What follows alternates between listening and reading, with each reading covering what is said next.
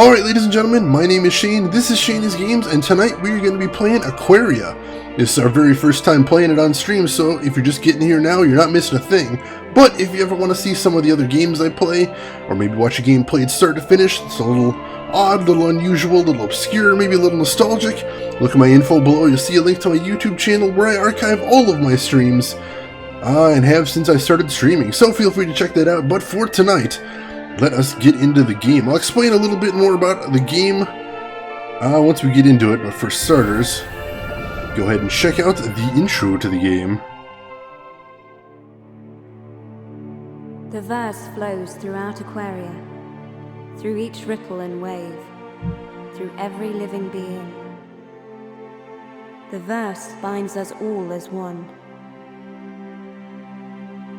The verse binds us, narrator and explorer.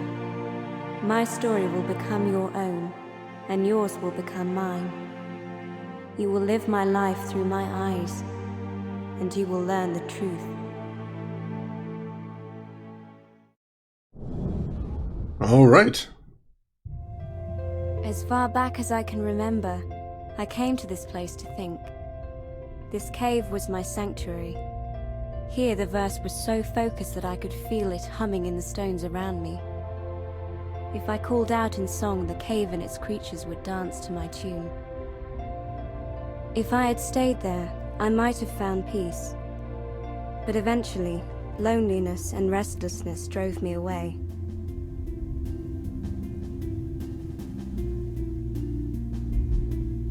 Alright, and that's up.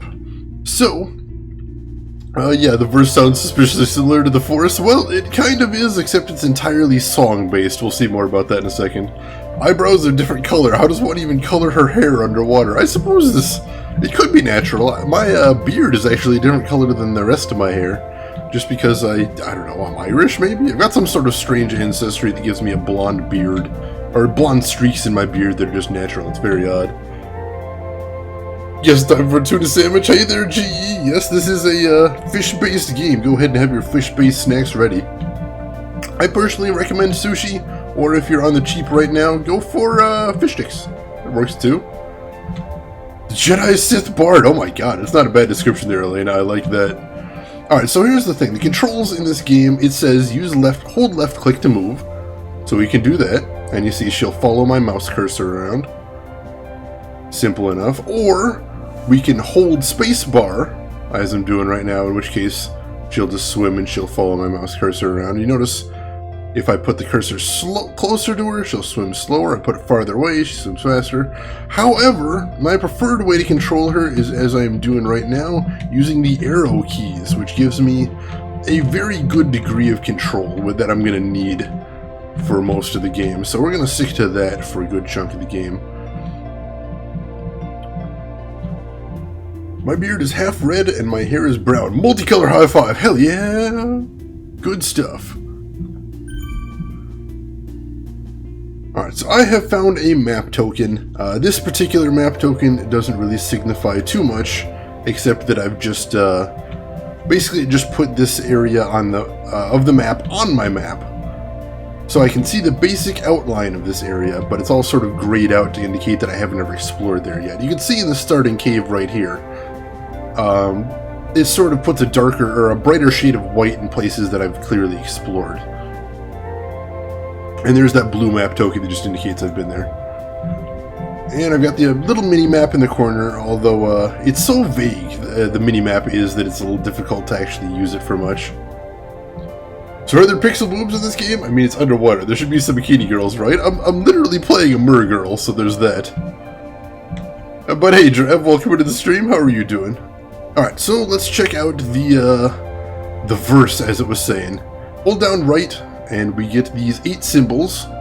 And I hover over one of the symbols, and she will sing.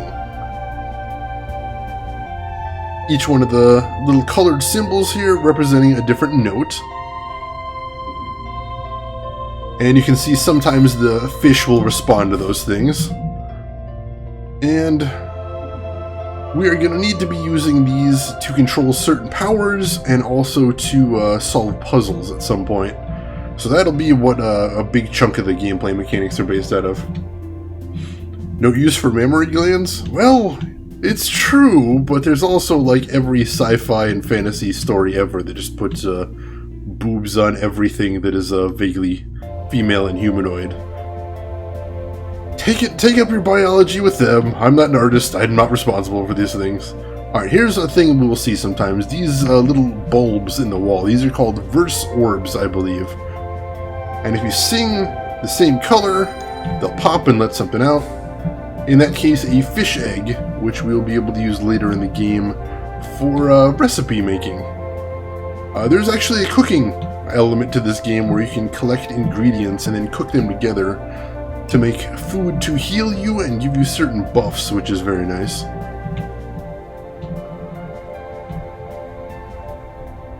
Demons seem to need boobs too. Yes, that'd make a good bumper sticker right there, Drav. Demons need boobs too.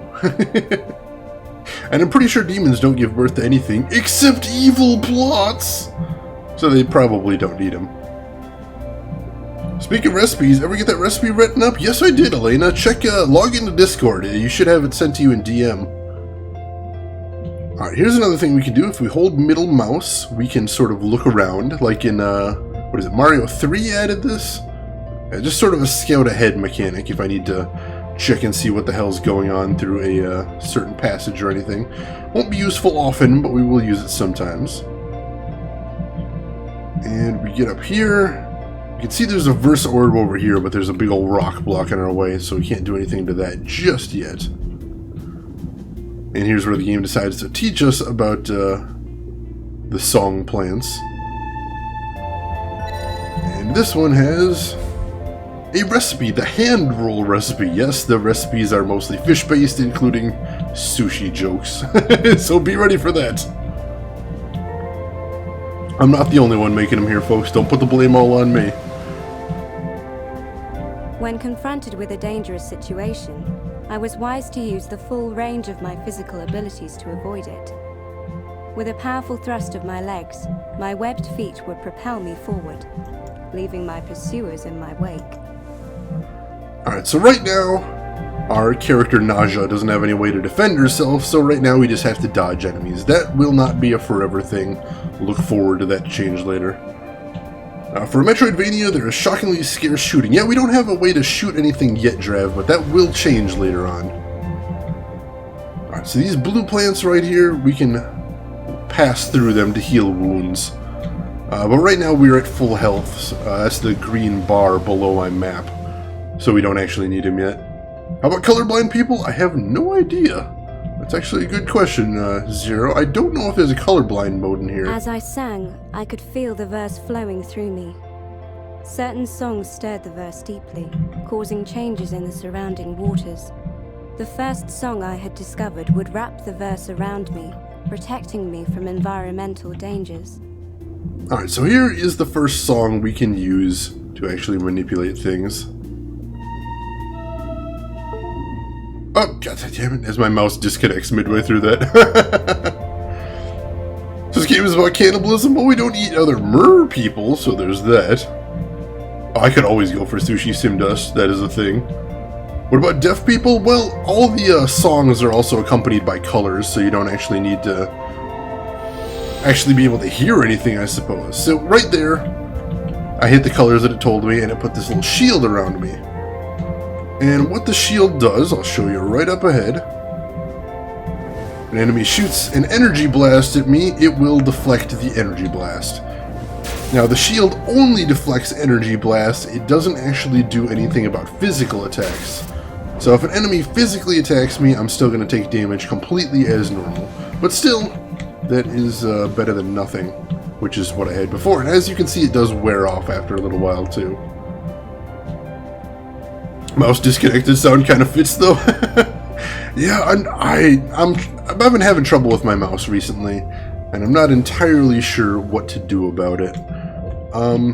From the cursory Googling I've done, it sounds like what I'm going to need to do is probably get a new mouse, honestly, because my mouse doesn't play nice with Windows 10, and that's what's causing all the disconnecting. I could, in some situations, instead choose to upgrade my motherboard drivers, motherboard, or BIOS firmware.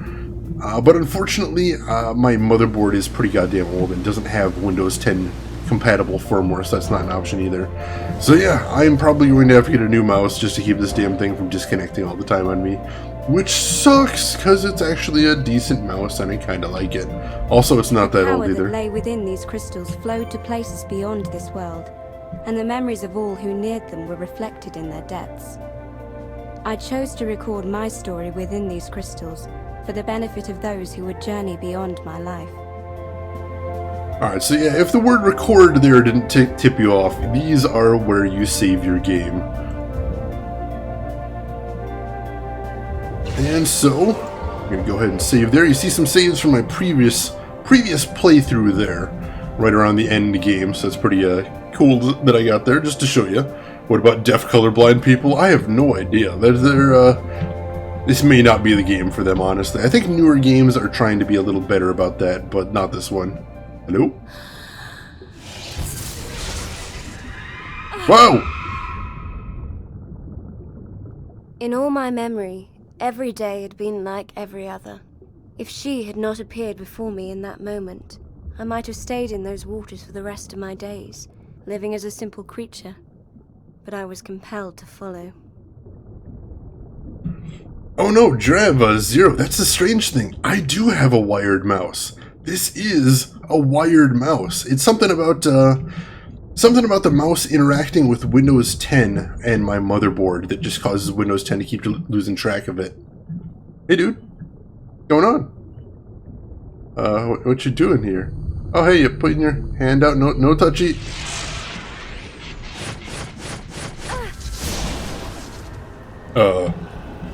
Hey, I guess we're here now. Oh, hey, look, I can shoot laser beams. So this... Right now, of course, we don't know what's going on in-game, so this is all pretty mysterious, but I'm going to give you guys a little hint. This is actually a little preview of the end-game area in the game. As you can see, it's kind of ball-bustingly hard. Oh, jeez.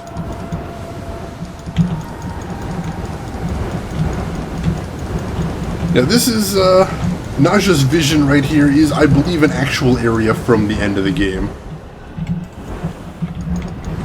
Oh, jeez. Oh, no, got caught there. Now, luckily, when we actually get to this part of the game, I'm gonna be a little better off. Alright, we made it to the end. Oh, jeez.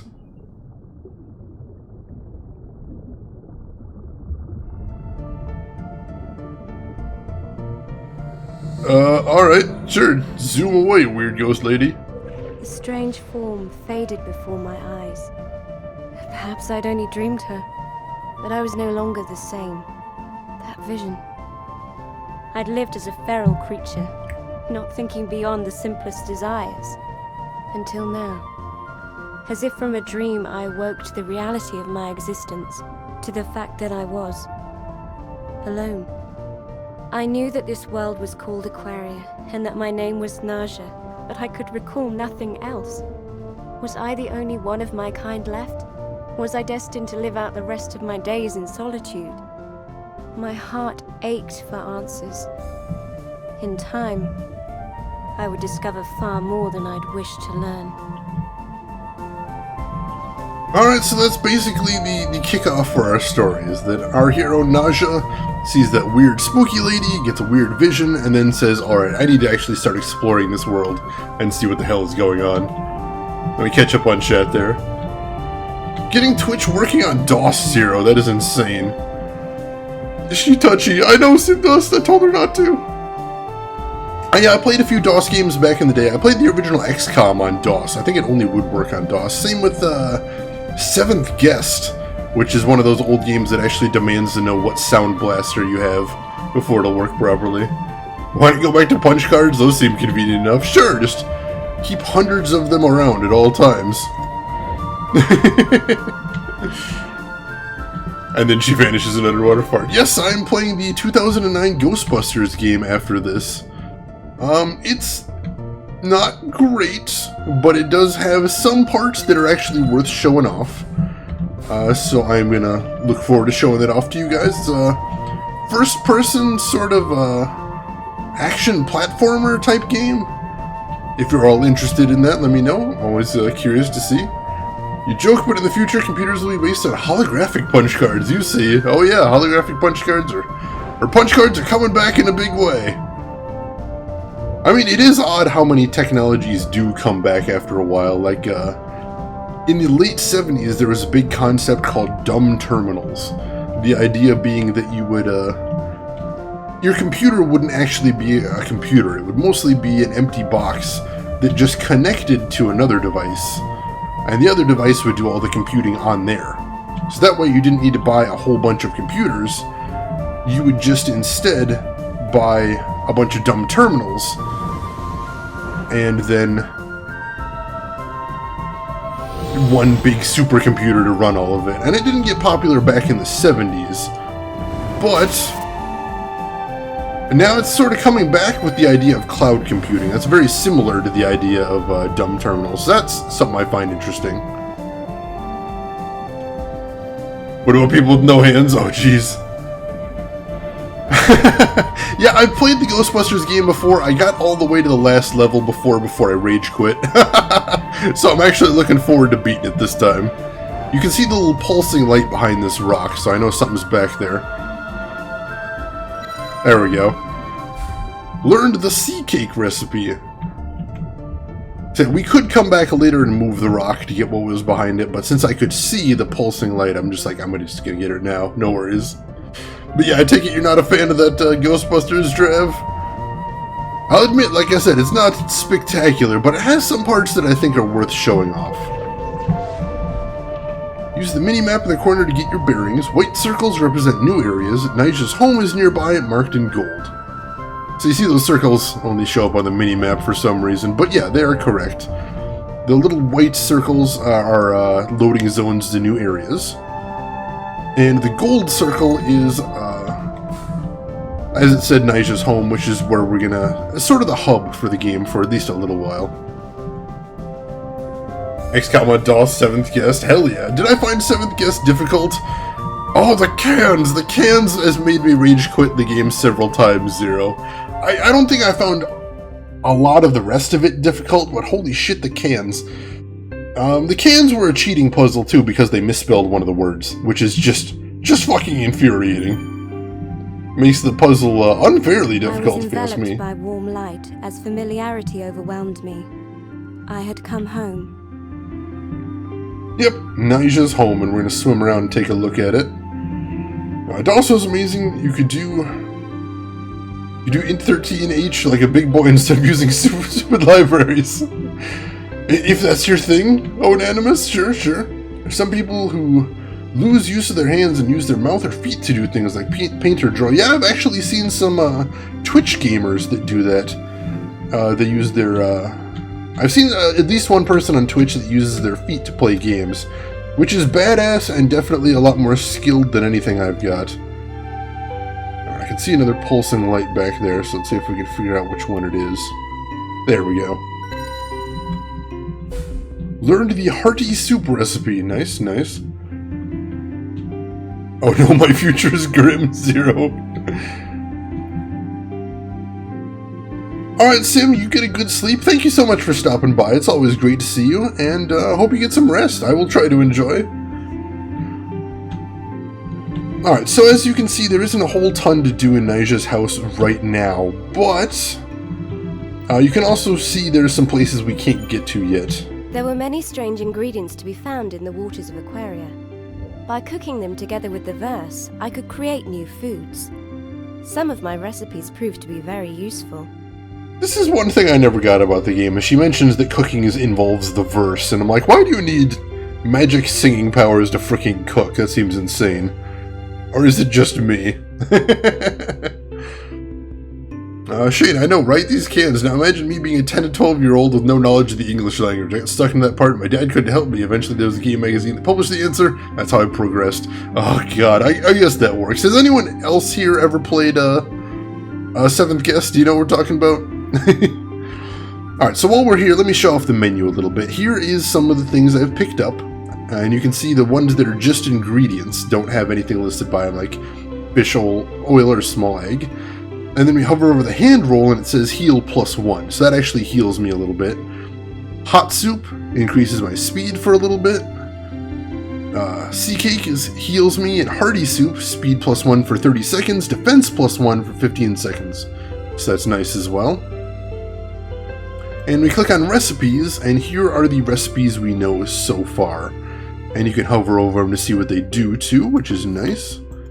Right now we've only got one page, although there's 13 pages available. I think in my first playthrough I got, I don't know, page 9, I think? But I haven't ever found all of them. Nigel's house, I don't know if you'd call that a house so much as a cave that inexplicably remains lit no matter how far from the surface you get, with no recognizable explanation for ever-present light. Get used to that, Elena. There is a lot of ever-present, inexplicable light in the game. Unfortunately. See, there's a nice sort button for the inventory right there. That is handy. Alright, what else do we have in the inventory? Over here, we've got a listing of what songs we have, and you can see how to play them right there. So that's the shield song, that's all we have right there. And over here, we've got the pet screen. We don't have any pets right now, but we may eventually. And here is the artifact screen. We haven't found any of those, but as you can see, there are a whole bunch of those. Now, you can cook any time in the game, but only when you're at a cooking station do you get 3 bowls to play with. So you can only make 3 ingredient recipes at cooking stations. There's only a couple of them in the game too. So for the most part, if you want to make recipes that involve 3 ingredients, you have to come back to Nigel's house. Luckily, all the ingredients we have right now only take 2. So we are actually going to knock off a couple of hand rolls while we're here. So I'll show you cooking. So hand roll is, as it says, a plant leaf and any meat. Well, we've got a plant leaf right here, and we've got a fish meat right here. And it already shows right there, alright, you make a hand roll. So we cook. Boom, now we've got 2 hand rolls. And that's how cooking works. Do you really think this creature has human sight? I suppose that's a thing, but if she was in infrared, that's giving the game a lot of credit. I'll say that much. Something like that. Maybe mermaids have dark vision. There you go. That sounds reasonable to me. Pets, yes, there are pets in these games. They are all very handy to have. There's another door we can't get through with a mysterious pearl-looking thing in front of it. And here is another save point, which luckily not a lot of things actually get added to the big map, but cooking stations and save points are, so that's something at least. Let's go ahead and save here. And I'll go ahead and save over that. And next time I save, I'll save over my last of my old saves, and then I will be completely screwed and unable to ever load those again. But I think we're ready for that. So yeah, as you can see, there is a lot to this game, but right now we're starting out pretty simple. Pretty slow, pretty simple, and we'll get to the other things. Oh, Zero, I just saw, if you're 25 years old, you'll know the 7th guest. Yes, it is it was kind of a big deal at its time, no doubt. Got a couple of leaves right there. I thought I could get those somehow. No, nothing seems to resonate with them, unfortunately.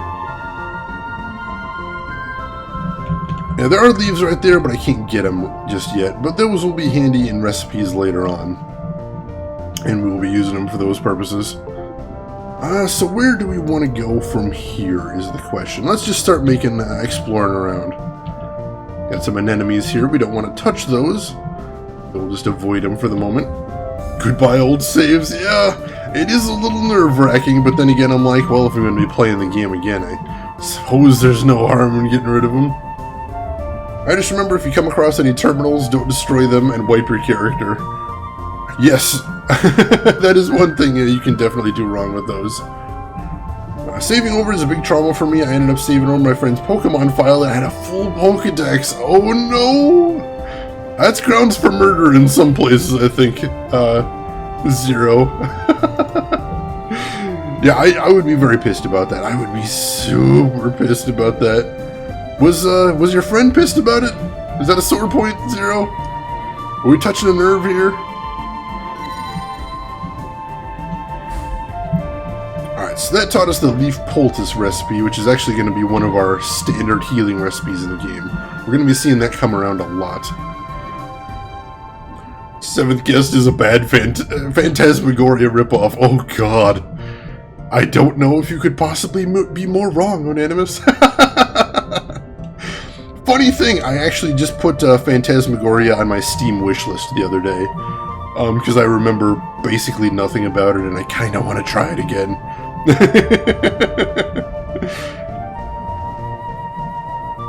Alright.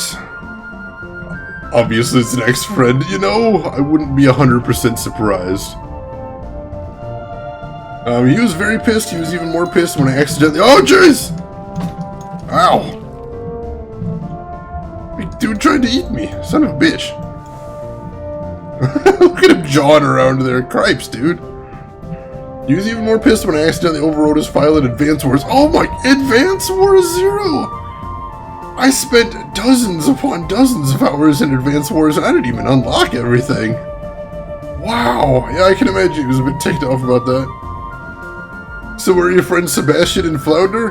Well, I got kind of hungry. And you know, it's tough hunting for food in the ocean. I'm kind of a, you know, subsistence type creature. So, you know, sacrifices had to be made. I can see those little energy balls, so we need to put a shield up. You can see these currents in the water too. Right now I can't swim against any strong currents. So anytime you see the little water waves going against the way I'm going, I kind of just have to avoid it for the moment and come back later. Note to self, don't befriend Zero. Just don't loan him any of your games, I think is the trick. Alright, looks like a loading zone here. Let's see it. Luckily, games have more than one save slot these days, except for Pokemon still. Alright, new area called the Song Cave. Let us see what is in here.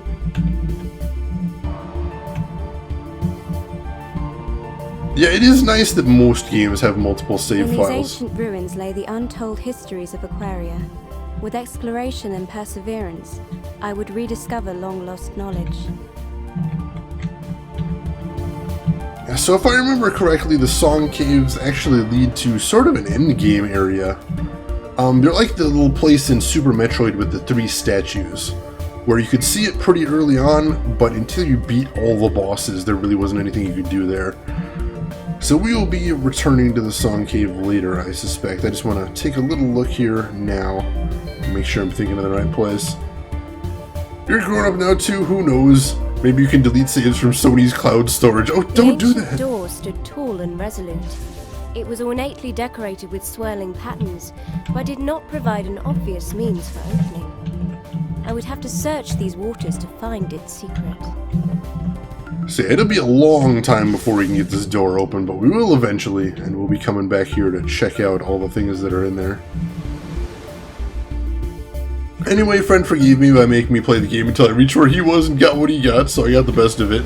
Borrowed both games and had tons of fun. Nice. Yeah, the old Advance Wars for GBA was actually one of my very favorite games growing up. I played the bejesus out of that game. Me and my friend used to play the pass and play mode of it, just passing it back and forth and competing. And oh my god, I love it so much. So great.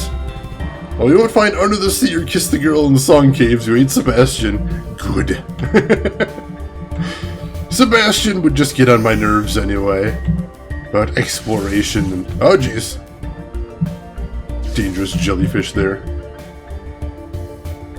I see another song plant. Trigger that real quick. Yeah, that's probably a good thing. I'll do the singing. Don't worry about anything, Sebastian and Flounder. I'm good.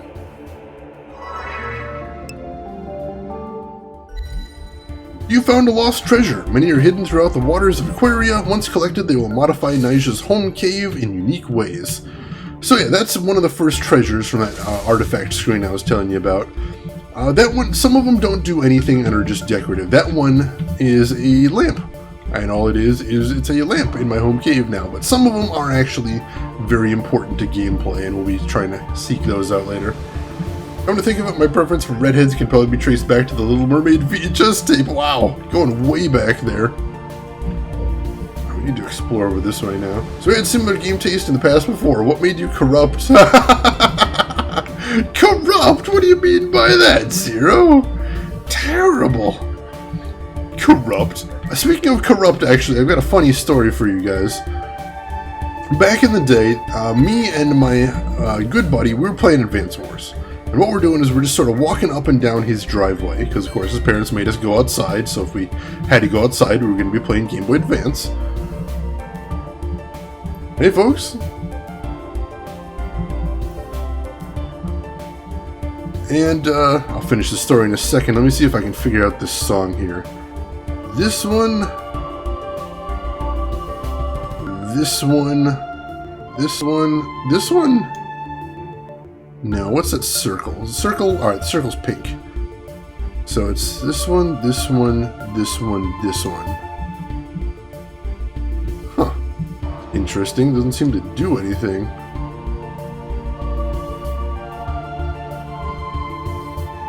It's totally it, though.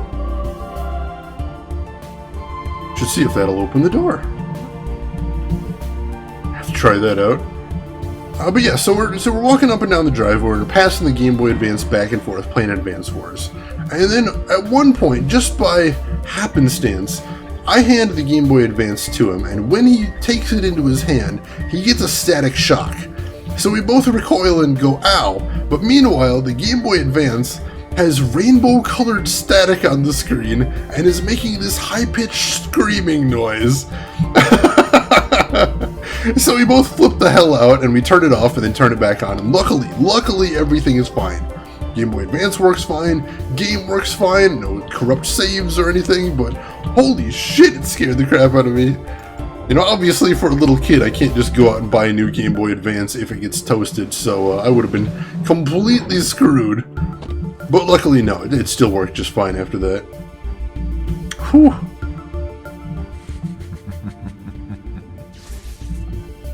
Did you guys hear that? Swear I heard a laugh in the background there. That is kind of creepy. I don't remember that. See, anybody had a child ask you what a VHS or a VCR is? It makes you feel old. That it does, Elena. That it does. But I mean, I can understand. We've moved so far past that. Even though they were such a ubiquitous presence for us back in the day, we've gotten to the point where you really don't see them around anymore. Even for people that used to use them a lot, you really don't anymore. At least I don't. So I guess that kind of makes sense.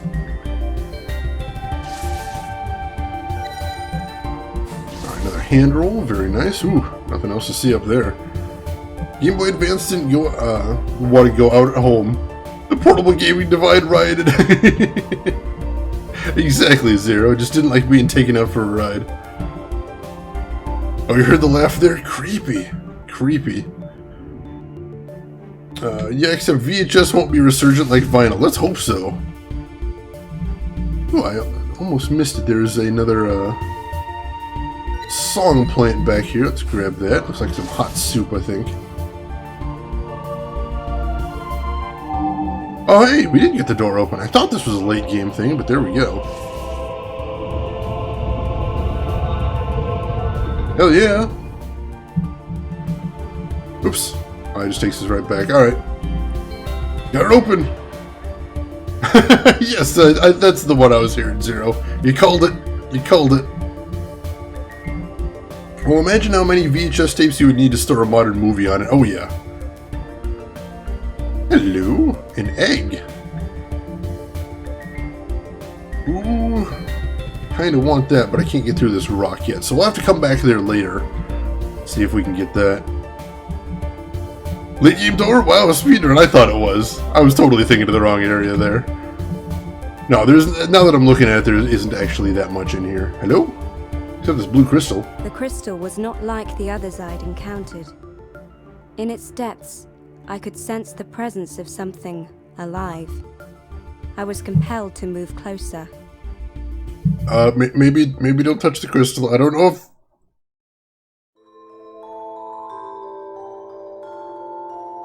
In a brilliant flash, an odd creature had emerged from the crystal. Her gaze penetrated my soul, and though she did not speak, I could hear her words echoing inside my head, as clear as the waters around me. It was beautiful. Glimpses of her memories flashed in my head and threatened to overwhelm me. I closed my eyes and felt for one brief moment that I was connected to all of history. When I opened them again, the creature was gone.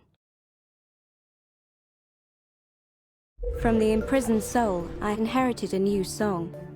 By binding the verse around physical objects, I would be able to move them through the waters with ease. No, this isn't a late game door. This is in fact the very first place you need to go in the game, so I'm kinda dumb. But let's go try out the bind song real quick. This is a puzzle solving song, so we'll see right away what this does. So you see this rock right here? You sing that, and then the rock is bound to us, so we can move it around. And then we sing the bind song again, and it drops it. So now we can get down here and see what this egg is. Sing the same color note as the verse egg to open it.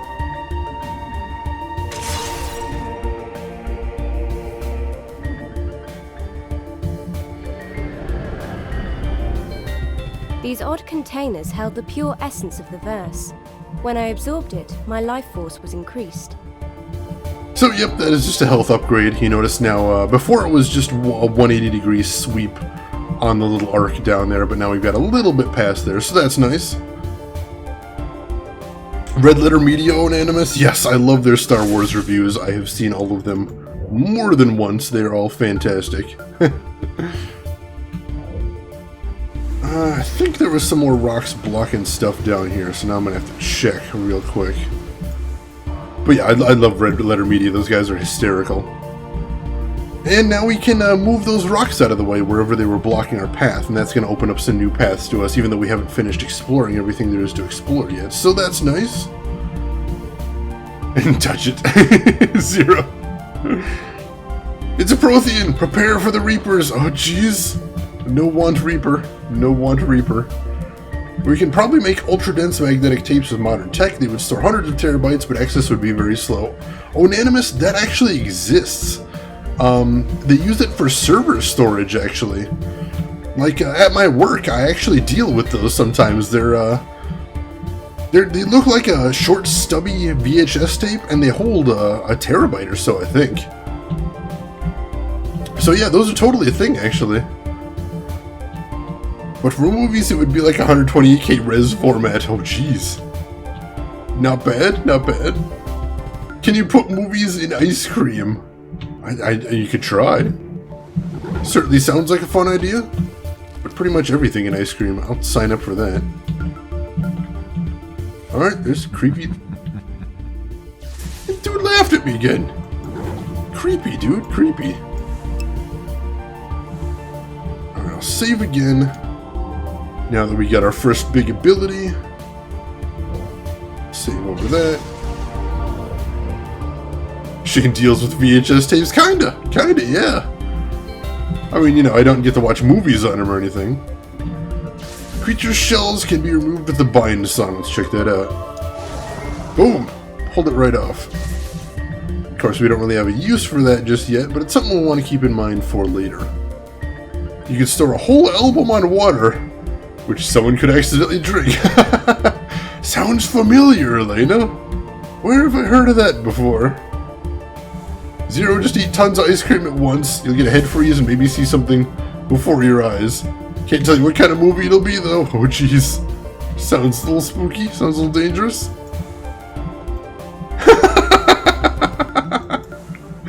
Now, if only we could all learn a song like that, 0. What a magical world it would be, indeed. Alright, so I think we're just about done in this area. Just want to check and make sure there wasn't anything else we missed. Ah, there is a rock we can move right here. Let's go ahead and bind that. Oh, no, it's on the other side. Oh, alright, so we can move right through it there. And then we'll drop it. But this is just a shortcut, isn't it? Yeah, we've already been over here. That doesn't actually change all that much. Now the question is, who gets the reference? I hope so. Does anybody else get the reference in the stream title there? If not, that's fine, but it is a very fine reference. Alright, there we go. So we can use the bind song to pull those leaves off and get some extra cooking ingredients, which is nice. And what ingredient does that give us there? Red berries. Alright, I don't know if we have anything to use those for yet, but always got to be stocking up on cooking ingredients so you can keep those healing items flowing when you need them. And we're not going to need healing items for a while, I don't think, but late game, we're going to need a lot of them. Murder plus mermaid, yes, Zero, but it's actually a song. It's an actual song from somewhere.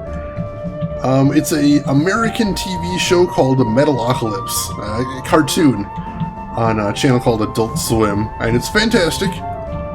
It's amazing and it's hilarious. And yeah, it's a very funny song too.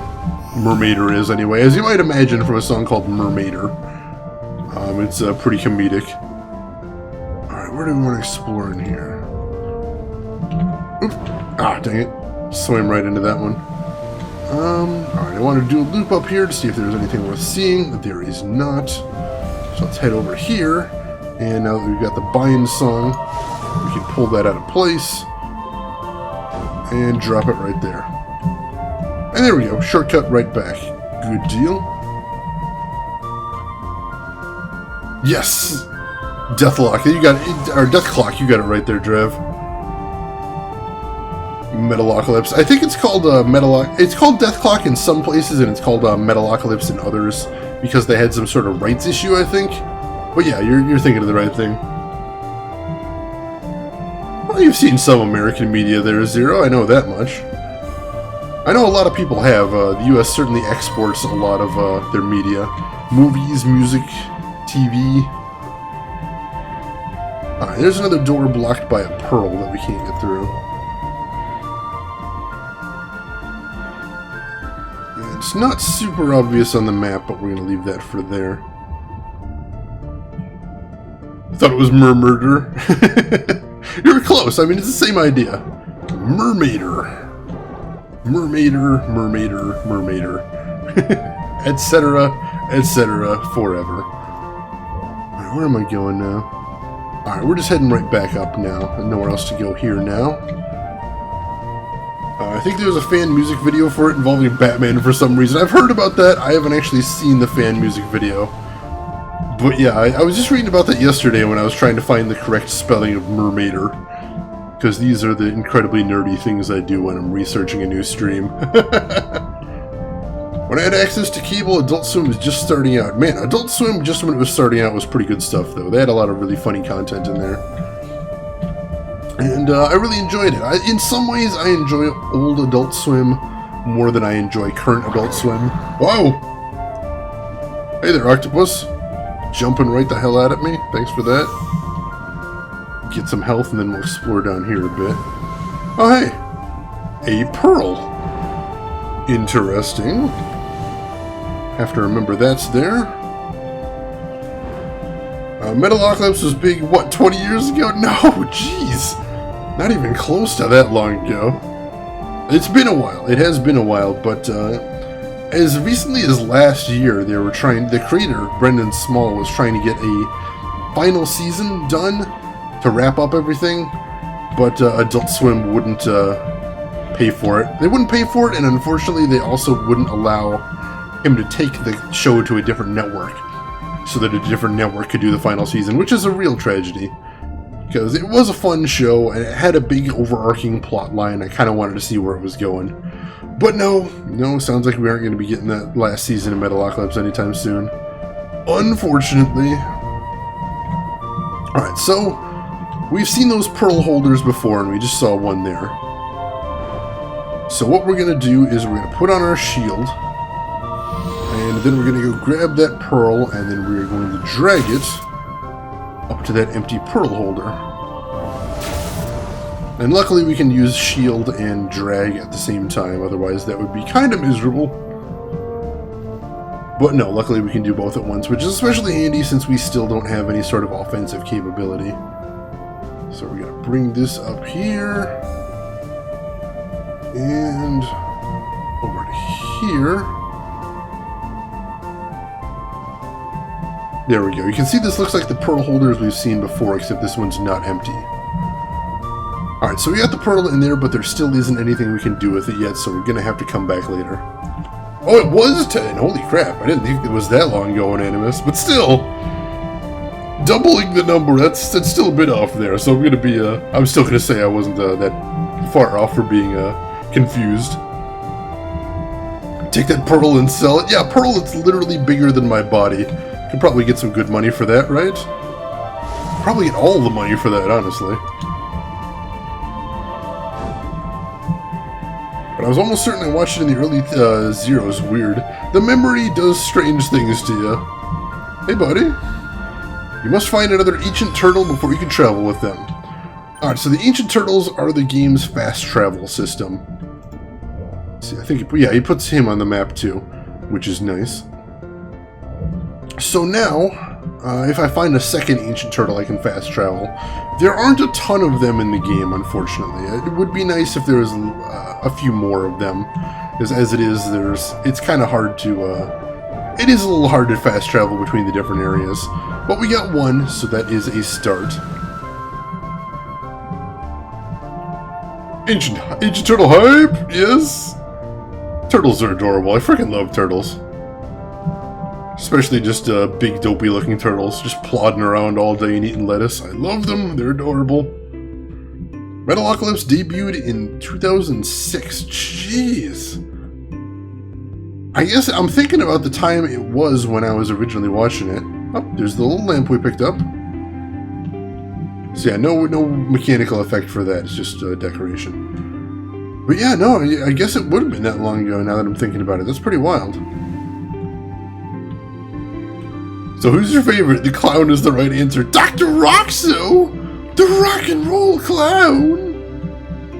Do you know what the thing about Dr. Roxo is? He does cocaine! You kind of have to do the Roxo thing when somebody brings up Roxo. I think it's a law somewhere. That's the only Ninja Turtles are true turtles. I mean, they're the heroes in the half shell, so they do have that going for them, but I don't know if they're the only true turtles. They are good turtles, though. Excellent. Do you prefer turtles or tortoises? That's a tough one. Tortoises are pretty nice, too, but they're also humongous, and you can't really have them as pets. But yeah, I do like watching YouTube videos of like tortoises eating entire heads of lettuce. That is pretty adorable. That voice acting. Glad you appreciate. I could have went pro, Zero. I could have went pro.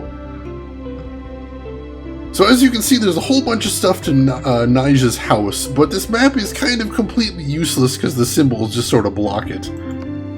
Which is miserable. Oh, we got a help file there. I forgot there was a help file. See, I don't even know why they provide a map of Nija's home when you can't see anything there. Kinda sucks. Kinda sucks. I think there might be a new area we can access in here now. Let's take a look. Half shell equals half heroes, to be quite honest. Cold. Cold. Oh no, we can't get through there until we figure out what to do with those pearls yet. Did I not hold it long enough, Elena? I do cocaine! Tortoises go on land and stuff. Turtles stay in water, pretty much. Oh, I didn't realize that was a difference.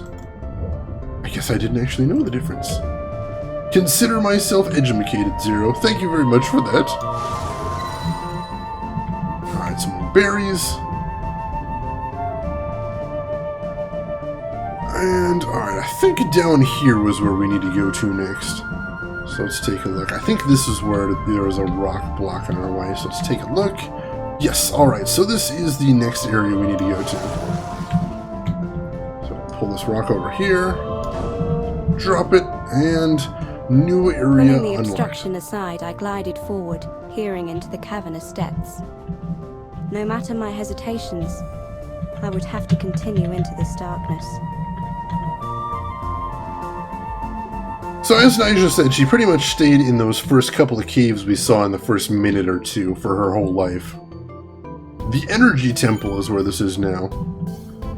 So she hasn't explored any of these places, and since she never found the song to move rocks, she hasn't ever been here before, so this is all new to her.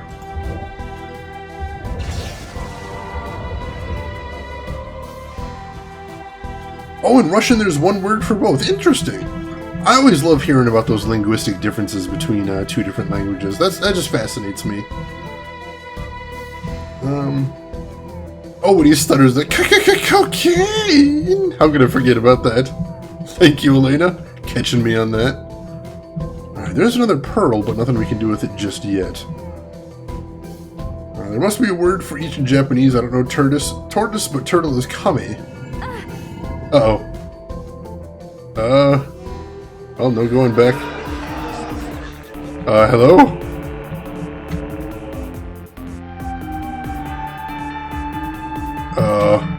What do we got going on here, folks?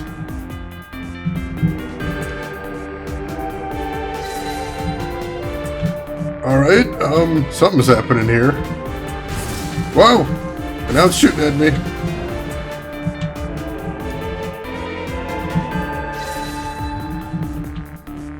Alright, so I'm just trying to sing at it right now since it's making the song symbols. Oh, jeez! And now it's shooting at me some more. There we go. So as you can see, even if you were deaf, you can still follow the symbols that accompany every sound, so that should be okay. Oh, jeez!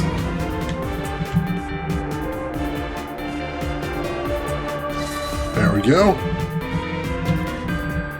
Alright, looks like it doesn't actually hurt me itself, so I just have to dodge its shots! Oh, jeez!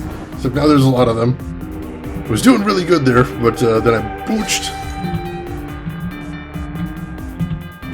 This is sort of our first boss. Kind of our first boss. First real dangerous encounter in the game anyway, so I suppose it counts.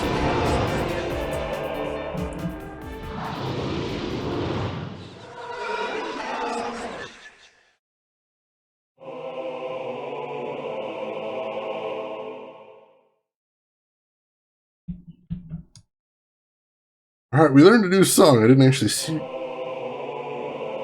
Alright, it's these three over here.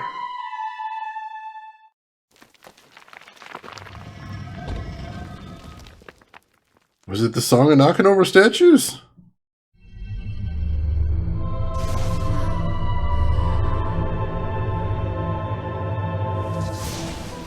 Where blood had flowed through me, now ran a stream of pure power. A new passion enthralled me. My mind reeled at the dark gift I was granted. If I sang the song of this deceased god, I would become a being of pure energy. And now I can shoot, just like in the vision that Naisha got at the beginning of the game. So now I actually do have a way to defend myself. Narrator sounds like a voice generator. No, it's an actual actress. I have seen that. Let's see. The Kappas. I like how that actually made a Kappa in your chat right there. Kappa is a sea monster. Where's your health bar? Yeah, the health bar is the green arc underneath the mini-map. It starts at, all the way at the center left and then goes around to the little circle on the right side. Oh, she was Craigasm for a moment there. Yeah, she kind of was. She kind of was. Alright, so now I can shoot energy blasts about as fast as I can click. And also, if I hold the button down, she'll charge up and then put out 3 powerful blasts in every direction. I'm trying to remember. I know there was another way to do more blasts too, but I don't remember it. But either way, so now I can actually fight things. And so this is where the game kind of starts in earnest. So if anybody was confused while I was playing a Metroidvania... I could sense the lines of energy that flowed throughout the waters. Using my mind as a flint, I could spark a projectile that would leap towards anything that dared impede my progress. Yeah, so if anybody was confused about why I was playing a Metroidvania with no combat, we got the combat now. this is happening, and we're going to be using energy form for a very large portion of the game. I did not play Ori and the Blind Forest Zero. Not only could I create a spark, if I focused my mind for a time, I could create a pool of energy so large that it would fracture into tendrils, lashing any creature that drew near. I forgot I could do that. Let's try that out next time we see an enemy. Ooh, oh man! I actually took a shitload of damage from that. Alright, so I'm going to need to get some health pretty soon or else I'm in trouble. You'll notice occasionally if you hear giggling, sometimes in energy form when she kills enemies, she will actually laugh about it, which is freaking brutal, man. Freaking brutal. Still being able to fight now is pretty nice. I enjoy that a lot. But no, Ori and the Blind Forest looked way too hard for me, so I have not played that one yet. No, zero. I know a lot of people have, and a lot of people really enjoyed it, but I'm kind of shit at those kind of games. Alright, so as you can see, I can't actually sing when I'm in energy form, though. So I have to transfer back. Now, as you saw, there was a song to switch forms, but I can also use the number keys on the keyboard to switch. So I'll be trying to do that pretty often, because that's obviously a lot faster than actually singing. And often switching to combat form is a matter of getting there in a big hurry. Loey, hey, welcome into the stream. How are you doing, dude? Good to see you. Good to see you.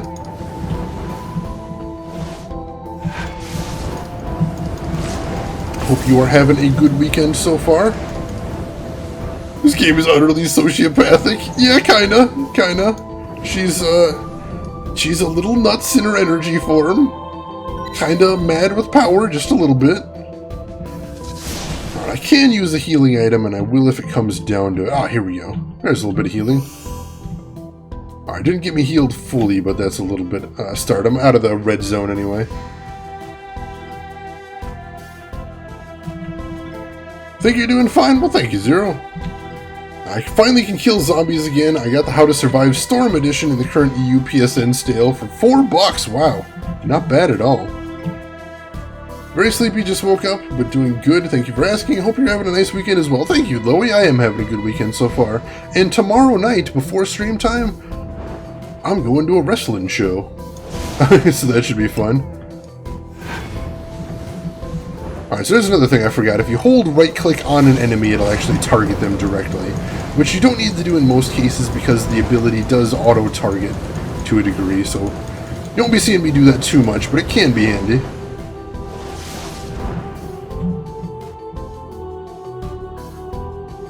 Let's see, can you kill them as spinners? Spinners are the hotness right now. I should. I'd be all the rage if I could kill them as spinners, but no, unfortunately not. Jopath, hey, welcome into the stream. How are you doing this evening? Yep, Metroidvania. This one is, an underwater Metroidvania, which is a pretty interesting twist on the formula, if you ask me. How are you doing today, Jopath? Let's see, so I assume 7 out of 8 notes are the natural notes. Which one is the 8th? I have no idea. Oh, hello. What is that? Is it dangerous? I discovered that in the energy form I could not call out in song. To return, I would have to focus my energy inward.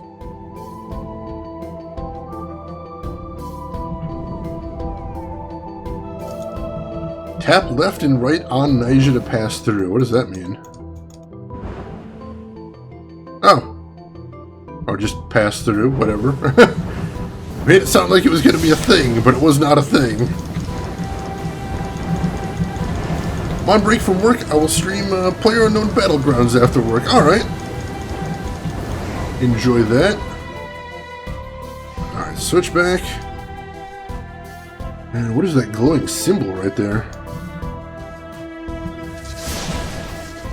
Oh, alright, so that one I passed through with energy form. But the blue ones I have to pass through with Nyjah. I get you now, I get you. What do we got over here? A little more health. That's nice, I'll take that.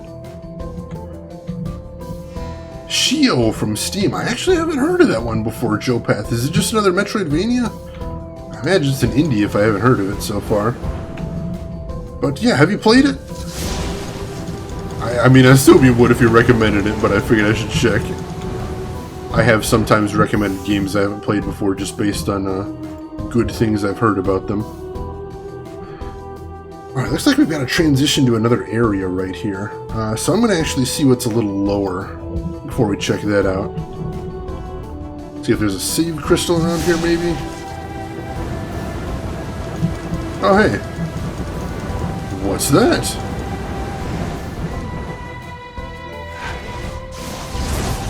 Oh, alright, there we go. So if I hit these pearls with my charge shot, then it activates them and will open doors. So that's handy.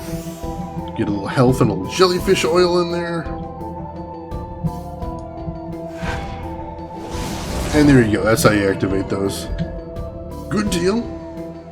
And over here is just a song plant, it looks like. I'll grab that. Learned the spicy roll recipe, very nice. This is a console port with a built-in aimbot like that? No, I actually think it's only ever been on PC. If it's been on console, I'm not aware of it. But yeah, that is odd that it has the built-in aim right there. Like the art style, Joe Path. Alright, well thank you for letting me know. I'll have to look into that sometime. I'm a big fan of Metroidvanias, even though I'm kind of garbage at them. So I have to check that out. You know what this game needs? Vampires, undeads, and a whip. Are you talking about certified best game of all time? Castlevania Symphony of the Night, Drav? Because I love me some Castlevania Symphony of the Night. That is one of my favorite games, like straight up. Straight up one of my favorite games. Again, I am terrible at it, so you might not be seeing me play it on stream anytime soon. But, holy shit, that is a good game. Possibly the greatest Metroidvania ever made, if you're gonna ask me. And you should be. Every underwater game needs illithids and murlocs. I think it does help, certainly. I'm not gonna turn down illithids and murlocs in any game, although that might be a little bit too D&D, at least as far as the illithids. The game is not on console, but has later been ported from PC to mobile devices. That I did not know, Zero. Thank you for looking that up. Die, monster! You don't belong in this world! I was actually just watching a fellow streamer last night, and they kept using that line every time they ran into an enemy they hadn't seen before, and it was just killing me, Jopeth. Just killing me. I love it. But what is a man? A miserable pile of secrets. But enough of that. Have at you!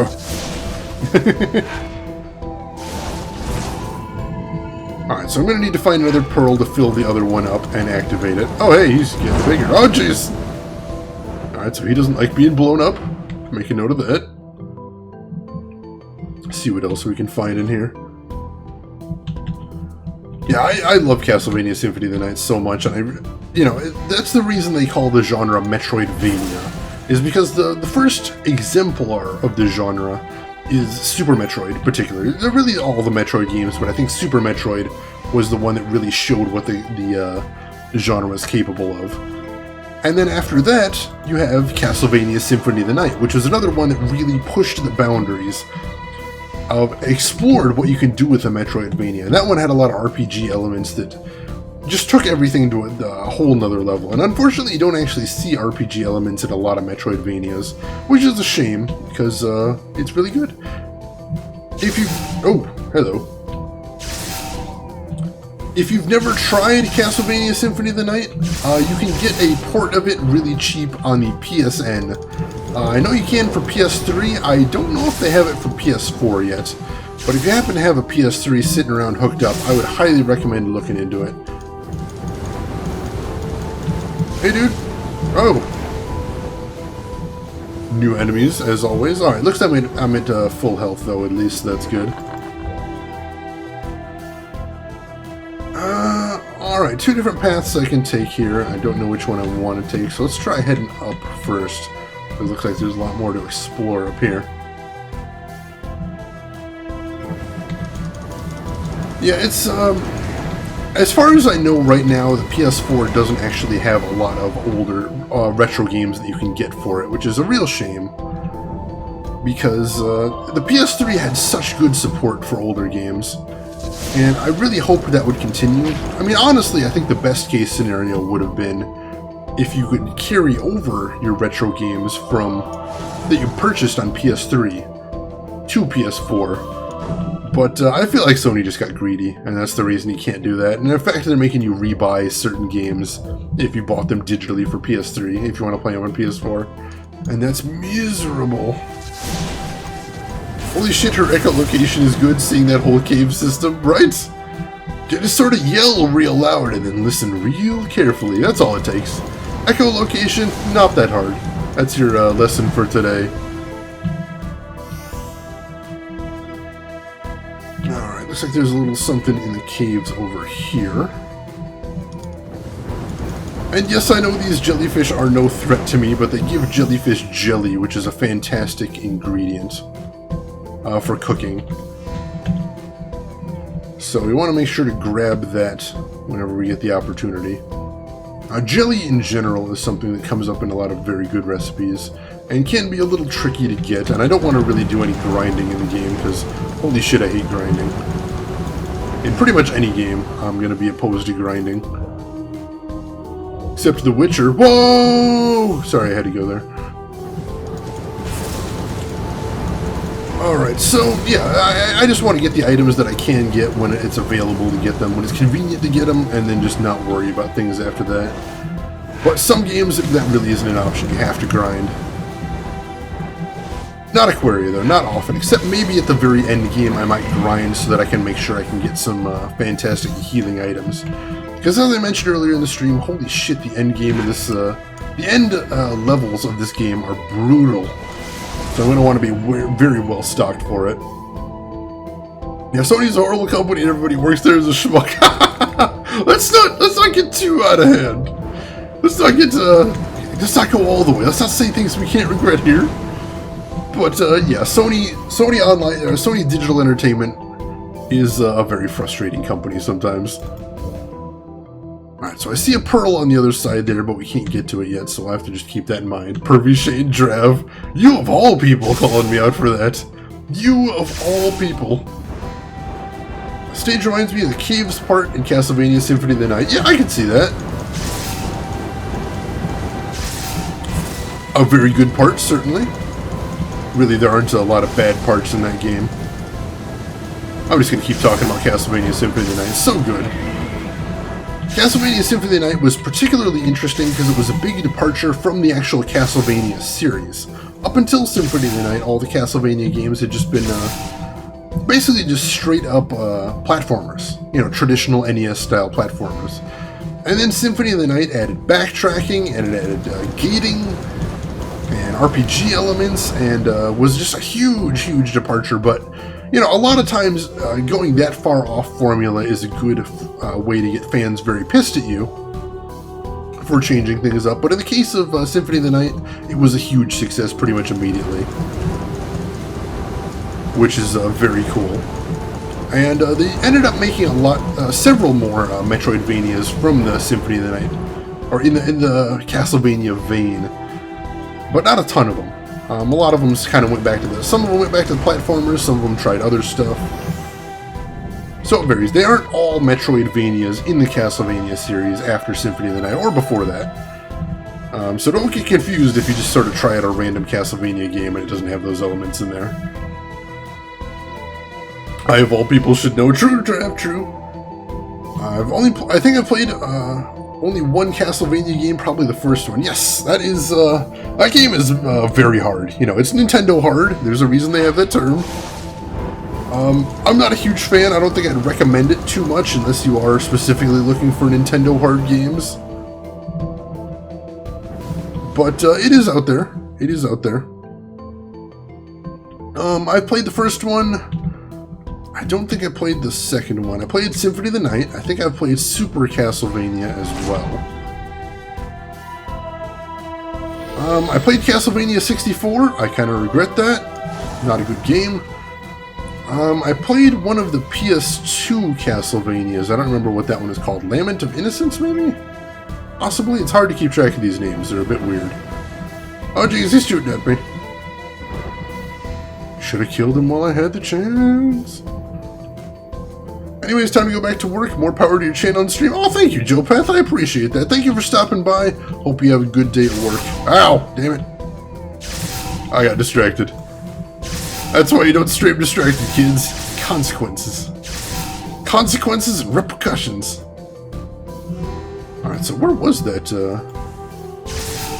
pearl holder anyway? I probably should have noted that on my map. Is it over here somewhere? Yeah, you can place...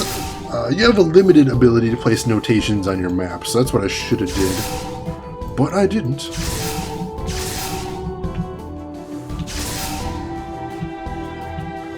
Over here somewhere, right?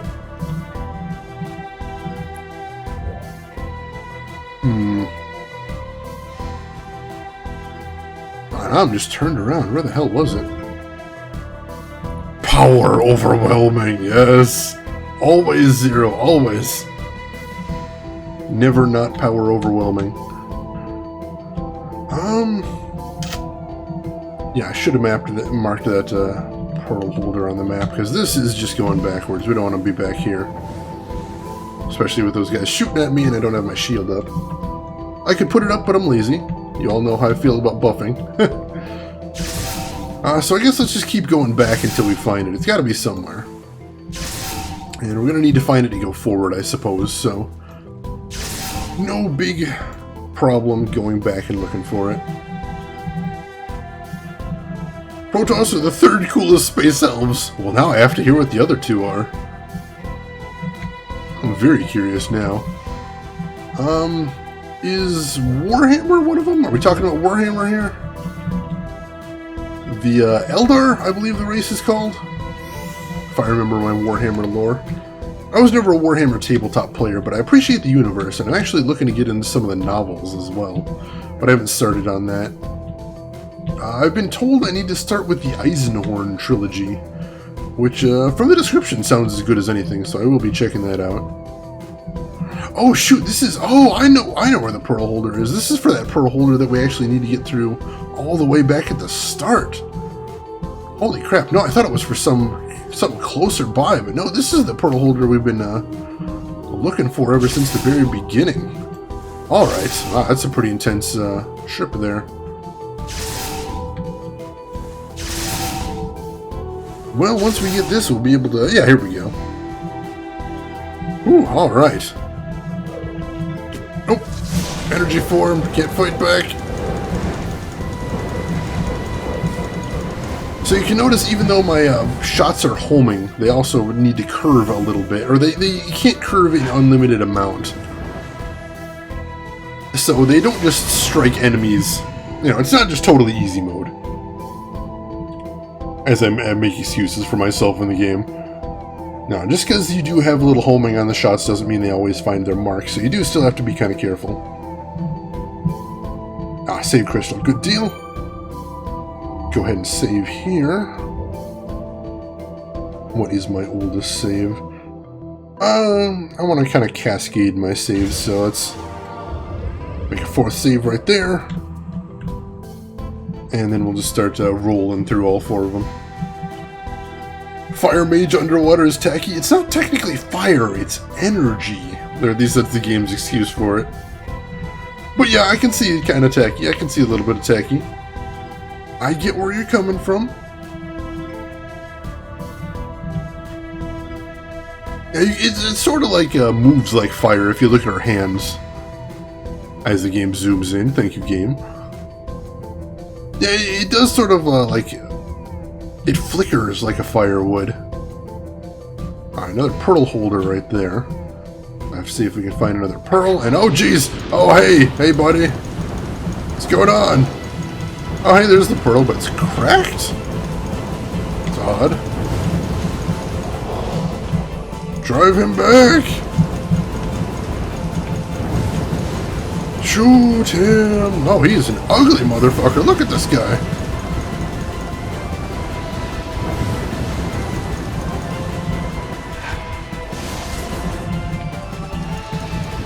I energized the portal, but that didn't do anything. Alright, so I can push him back a little further. Oh, I bet I know what I have to do. Okay, let's see if we can drive him back any further. I'm gonna switch. Grab it. Oh, ow! Let's see if we can actually get this over to its holder back over here. And what does that do? Let me charge it up.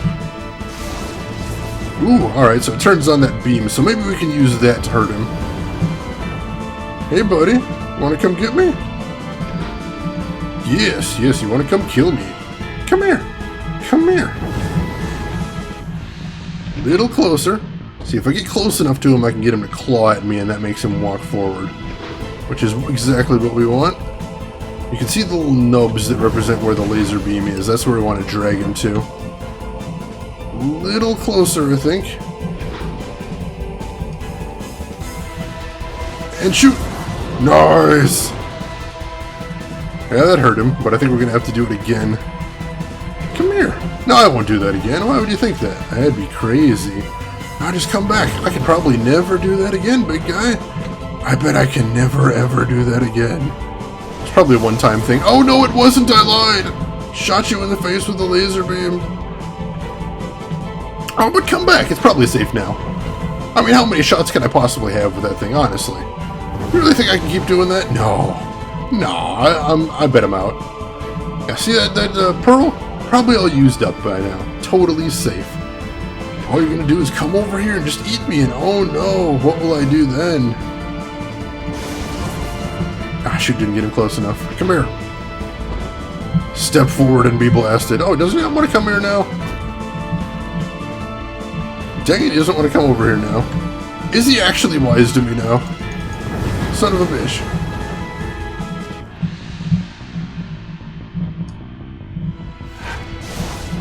Hey, he doesn't seem like he wants to come any closer. But I need you to come. Oh, there we go. Freaking lunged at me there. No, don't go farther away. I need you to come closer. Heroic decapitation, hell yeah. Shane used taunt. Yes, that is my thing. Taunt to win. Come here. Come here, just a little closer. Why will he not come any closer? If you're not going to come any closer, this isn't going to work.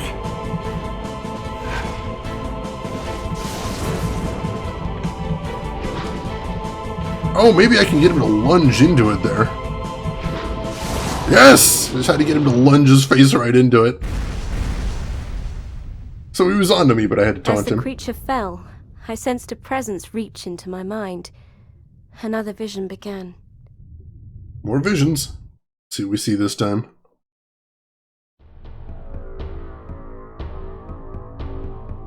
A race, known as the Crotites, had built this temple to worship this fallen god. They'd honored raw power above everything else. Unlike the spirit I'd encountered in the crystal, these people had no interest in creation. They reveled in destruction. Their lust for power led not only to the downfall of their civilization, but also the destruction of another.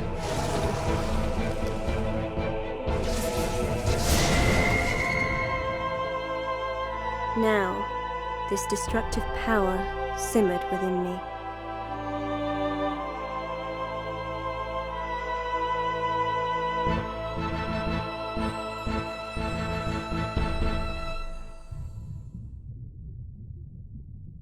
All right, there you go.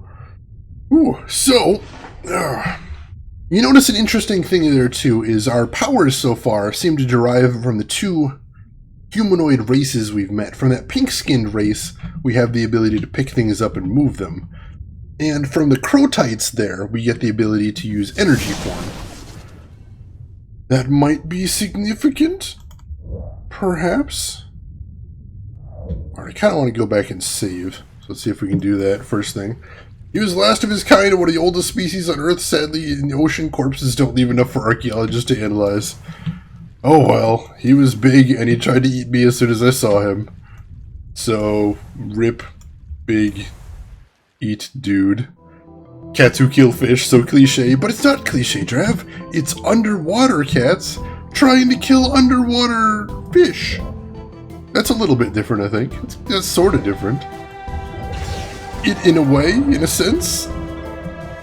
And I thought the crotites actually looked more like dogs than me. Or than cats to me. That could just be me, though. Alright, so that is the first boss of the game down. I should go ahead and ask you guys, what do you think of the game so far? What do you think of the graphics, the music, gameplay, story? Feel free to let me know what you're thinking of anything we see here. Lots of bones there, that's kind of spooky. And a new passageway up ahead. Sea lions, not cats, thank you very much. I suppose that's possible too. We all came from the water once. Yeah, but that was a long time ago, Drav. I will say I don't think I can trace my family tree back that far.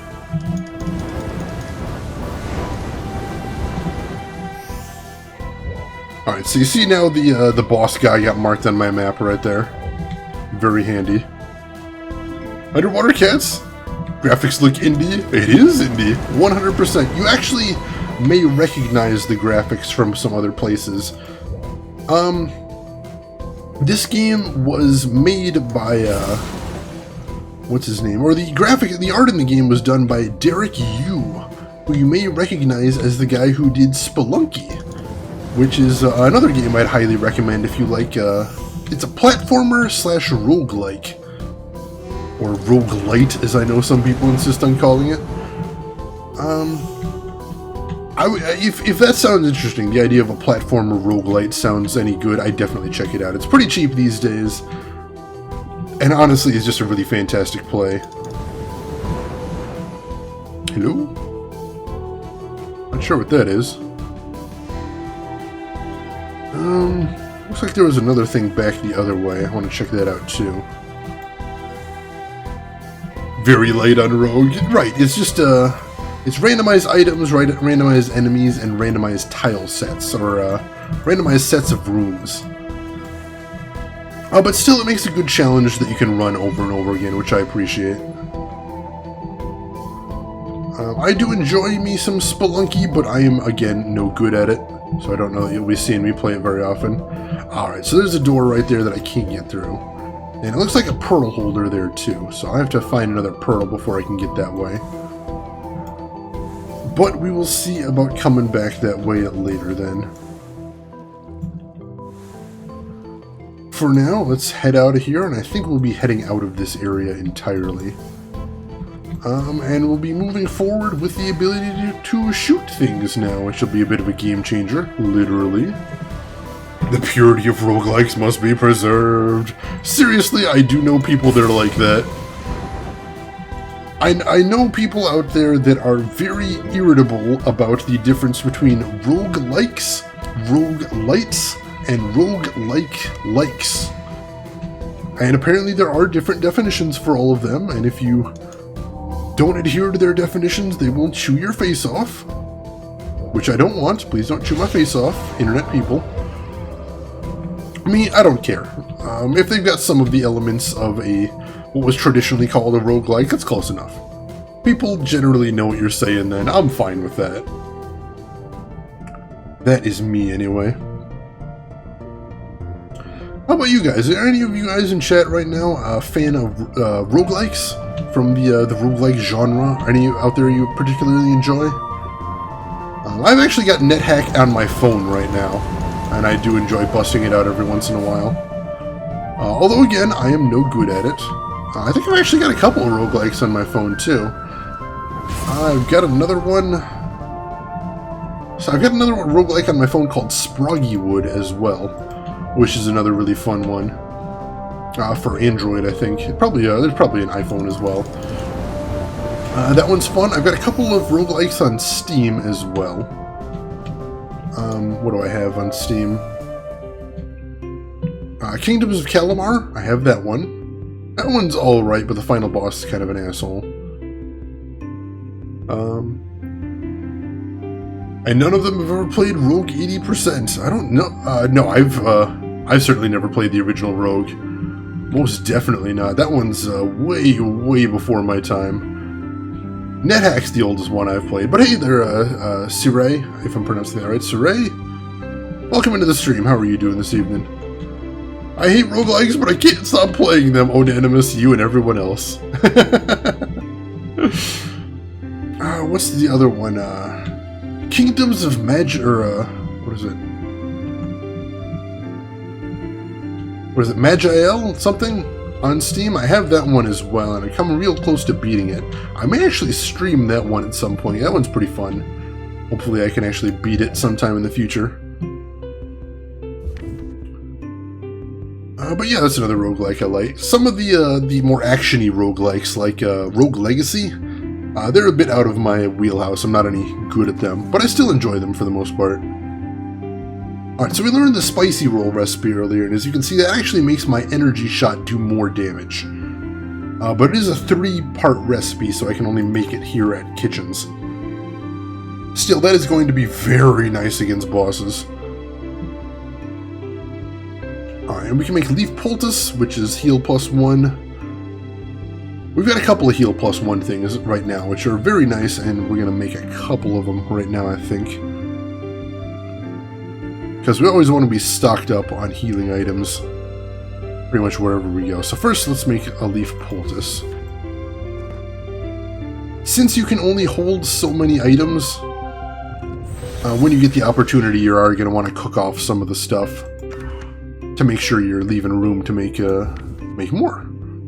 And sea cake, any oil plus any egg. Didn't I have a heal +2 in here somewhere? Do I only have heal +1 so far? Yeah, I've only got heal +1s. Later on, we're gonna find some better items to use. That will be nice. Any oil plus any egg. We got plenty of those, or at least oil. Do we have any eggs right now? Alright, we have some small eggs. Do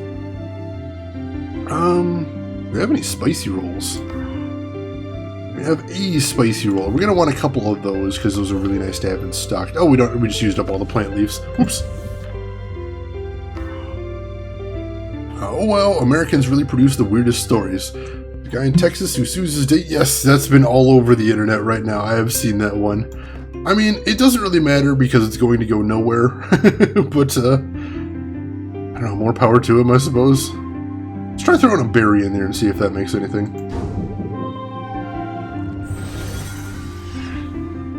That makes a sea loaf, which is a, basically a wasted item. So no dice on that, so let's just make some healing items in that case.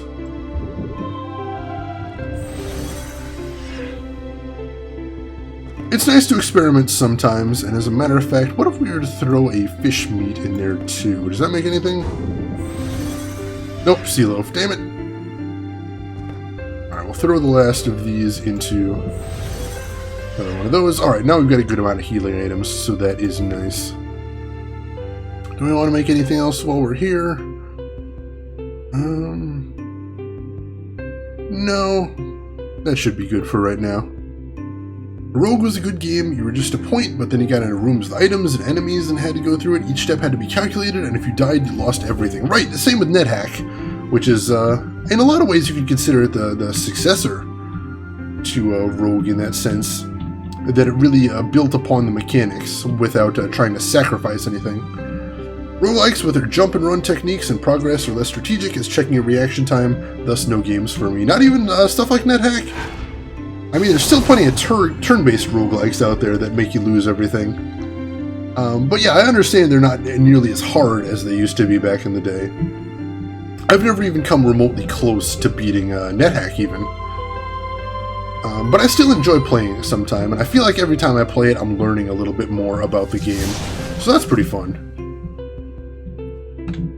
As I've mentioned before, it is worth noting I am not great at video games. So you're not going to see me beating some of those legendary difficulty games out there like that.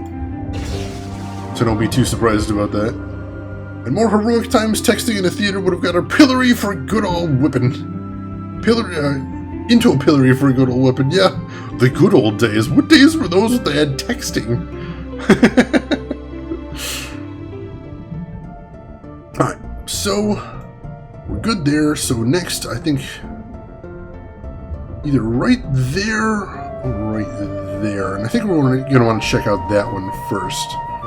See what we can get into there. So let's head down there.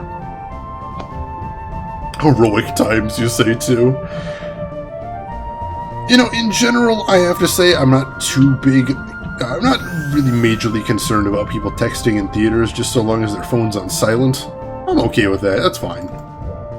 Just so long as I don't have to listen to you texting or anything like that, it's usually fine.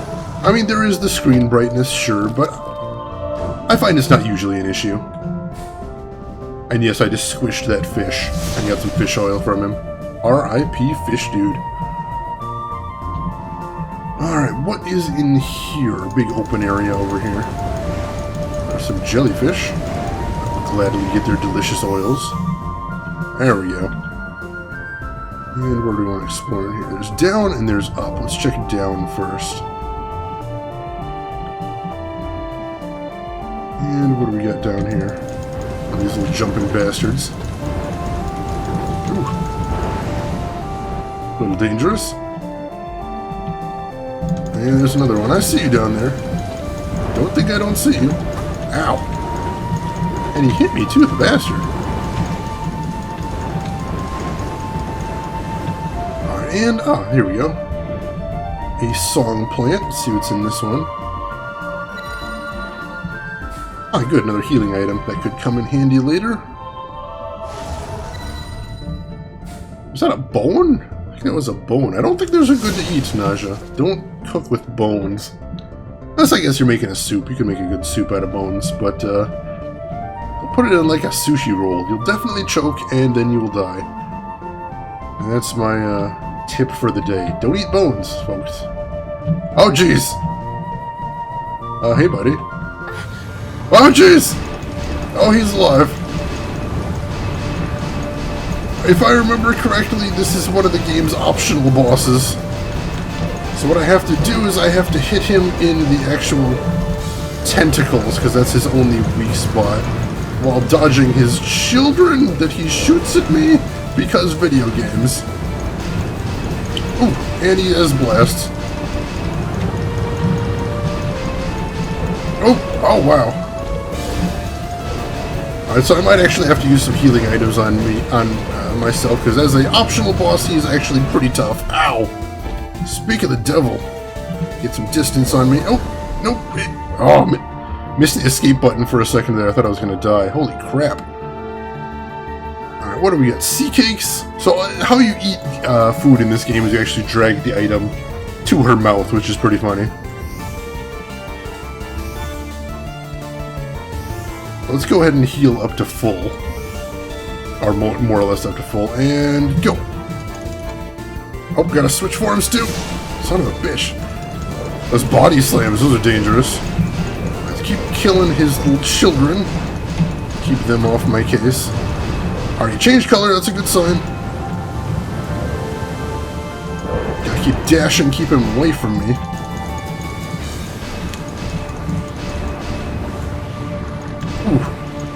Yeah, this is getting tough, getting out of his way, but also staying close enough that I can shoot him when the opportunity arises.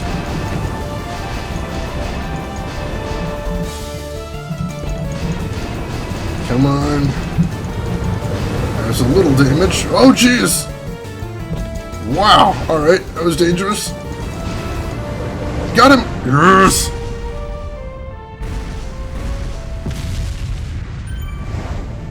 Whew! And he heals me almost up to full. Nice deal. Children, people use their children as weapons too. I've never had a child thrown at me though, so there's that. You've discovered a Nautilus pet egg.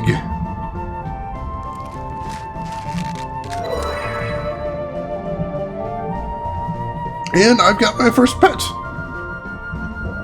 Take a look at him in the pets menu.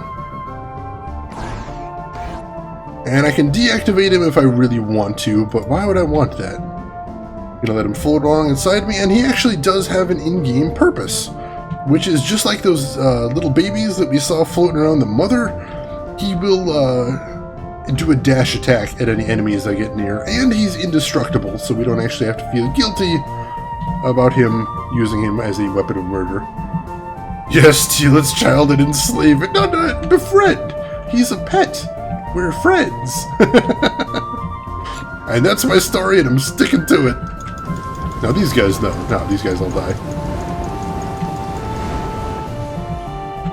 And I got some good food items in there too.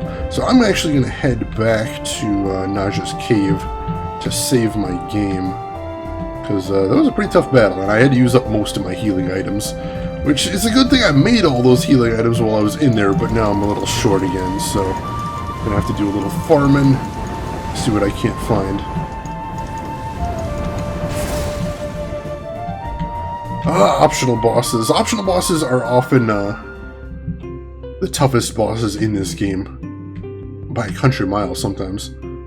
Since when are pets friends? Then slaves are friends too. No, pets are...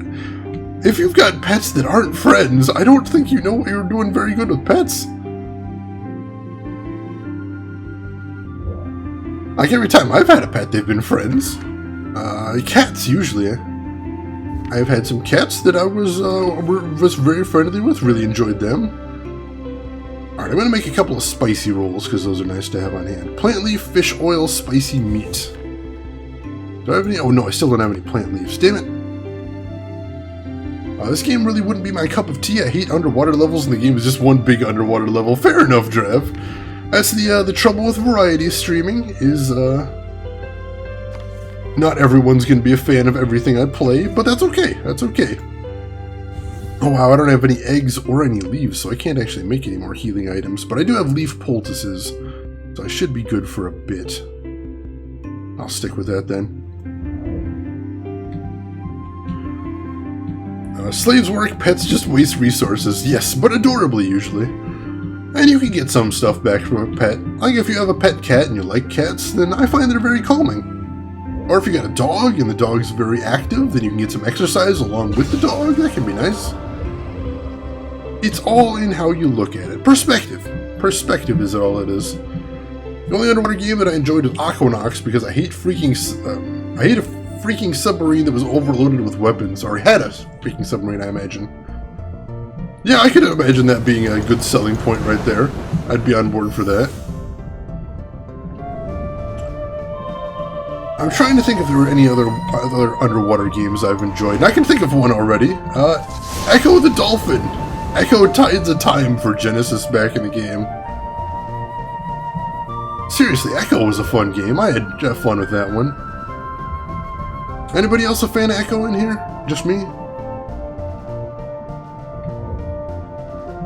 Back in the Genesis days. I am rather old, so there's that. That's why I'm talking about Genesis games on here, but, no, it was sometimes a frustrating game, but I think it was an interesting game. Tried to do a lot of very different things than you'd find from video games often, so that was kind of cool of them. I respect that. As you may know, I respect any video game that tries to go a little outside the norm, try something different and new. And that was totally Echo, 100%. Oh jeez, this bastard again, get out of here. Trying to eat me? No, screw you. Oh, he's coming back! As soon as I stop shooting him, he comes back for me again. Boom, dead. Screw you. Alright, I need to get that little fish steak that dropped down here in the fish oil. Technically, for dog owners, they're pack leaders. For cats, they are useful suckers. Cats are definitely manipulative bastards. I'm not gonna say they aren't, but they're also adorable manipulative bastards, so I'll give them a little space. Well, if you have a slave, you get exercise to whip them. You need a pet because they won't kill you in your sleep and they're useful. Yeah, I certainly hope it... That's, I guess that is the baseline competence for a pet. But I think if you went to Petco right now, or a pet store, and they said, so what kind of pet are you looking for? Well, I'd like one that won't kill me in my sleep. They're going to be a bit confused, because that's probably most of them. You're going to need to come up with other criteria for a good pet. Right now my apartment complex where I live doesn't accept pets. You're not allowed to have them there, so I don't have any pets right now. But once I get my own house, I plan to have a couple of cats, probably adopted. And my criteria for a pet cat is I'd like one that is, not too needy, maybe not too energetic, a bit lethargic. I like a lap cat. Cat that just wants to sit on my lap and chill out. I'm down with that. So if I can find a cat that isn't too noisy, just wants to sit on my lap and chill out, I would be a happy camper. I would enjoy that cat a lot. Olives86, hey, welcome into the stream. How are you doing this evening? Good to see you as always. Starting a new game today, as you can see. A Metroidvania, underwater indie Metroidvania called Aquaria. We already beat the first boss too, so we're making pretty good progress here. Although there is a lot of stuff to do in this game.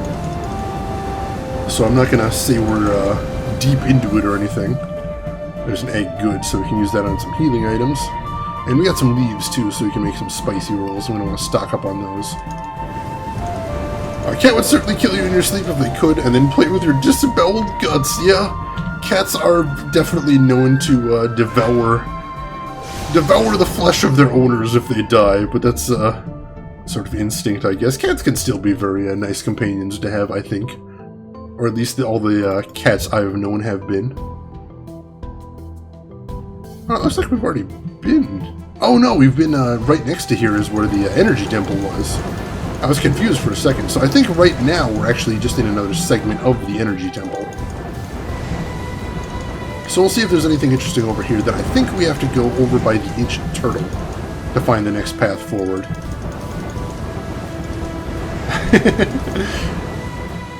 Let's see, if they step on your mouth... Also, a cat bite is deadly if not treated. Not entirely true. You can get a disease from a cat bite, but I've been bitten by several cats, and I've never actually gone to the doctor for it, so I'm pretty okay. So not in 100% of cases is it deadly. You found a new costume. You can use the treasure menu to wear it. Alright, let's check that out, shall we? Treasure menu... Alright, there's that lamp. The jelly beacon. This odd plant seemed to draw a small jellyfish towards it. And what we just find is the Crotite armor. I recovered this ancient battle armor worn by the Crotites from a secret entrance to the energy temple. Put that on.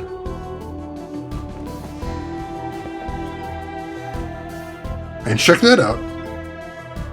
Now you can see Naja wearing the Crotite armor. It just looked like a helmet there. But no, it is actually an entire set of armor. So that's a nice little change of pace right there. Human bite is much deadlier to the cat, though. Species pride. Hell yeah, Unanimous. Show 'em who's boss. This game looks really nice. Yeah, I've actually played this one before. Not on stream, though, Olives. Years and years ago, I played this one. And I had a lot of fun with it. The last couple of hours are kind of brutally hard. But if you like Metroidvanias, which this is, I do recommend you check it out.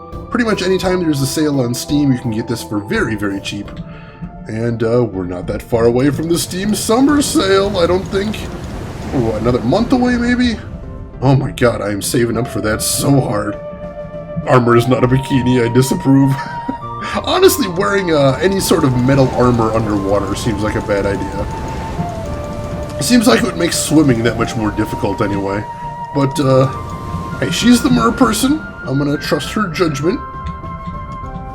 And I don't think that armor actually does anything, but later on in the game, we will come across some artifact armors that actually do have a mechanical effect. And that's gonna be, we're definitely gonna want to wear those, but for right now, we're just wearing this one for funsies. As it were. Alright. So, yeah, what we're going to do is we're going to head up over here below the ancient turtle. I believe there was a pearl that we couldn't activate there before. So I think that's going to be our next destination. Let's go check it out. Mechanical effects like pushing up. I want to say there's an armor you get later on that actually provides like real actual armor. Makes you take a little less damage. I think there might be one that empowers your energy shots too, but I don't remember exactly. We'll have to see. This isn't a 100% run, just like I never do 100% runs, as you may know, but I am going to try and get some of the more useful items and artifacts. Oh, jeez! Oh, jeez! Frickin' octopus out of nowhere. No, now we fight the octopus. Hey, we actually killed him. And got a whole bunch of cooking items. Good deal. Alright, what was down here? Anything interesting? Oh, I think, no, this is where the pearl was that we got for the door up here. Hopefully that's still in place. Olives, yes! I can't believe... Does anybody know where that thing came from? The squid emote that's all of a sudden global? Because mind you, I'm not complaining because I've been using the shit out of it. That emote was amazing, but I have no idea how it just suddenly got global out of nowhere. It could be nothing. It could be just Twitch just decided, hey, this would be a really fun emote idea, and if so, +1 to you, Twitch. What I like doing is I like sticking the tentacles onto existing emotes. Giving little Kappa or Craigasm some tiny little tentacles. That's what amuses me. But yeah, I like it. But no weapons, huh? Am I asking too much if I want a goddamn trident in my mermaid game? I mean, I've got laser bolts. The rush of new waves greeted my ears as I glided into undiscovered waters. Though a chapter of my life had ended, my journey was far from over. Alright, so now we've gotten to an area called Open Waters, as you saw. And Open Waters is one of the largest areas in the entire game, and kind of becomes the hub from this point on. We're going to be coming back here a lot and moving through here a lot, and that also means we're going to be seeing a lot of areas that we can't access yet, that we'll have to come back to later, and I'll try and mark those for convenience. Why don't I have trident laser bolts? Why do you need a trident when I can shoot the laser bolts with my hands? That seems a lot more convenient than lugging around a trident. I imagine trying to swim with a trident would get very inconvenient. Gotta leave your hands free for that. I mean, she's got the webbed feet, that helps too, but still. Still just keeping your hands free seems like the easiest way to go about things. So you may have noticed earlier that these song plants don't actually regenerate. Once I pop them and get what's inside, they don't come back. And that's why some song plants actually have unique things like recipes inside them. So I've always got to make sure to pop them when I see them, to make sure I'm not missing any unique items. Alright, it's current there, so I can't get down that way.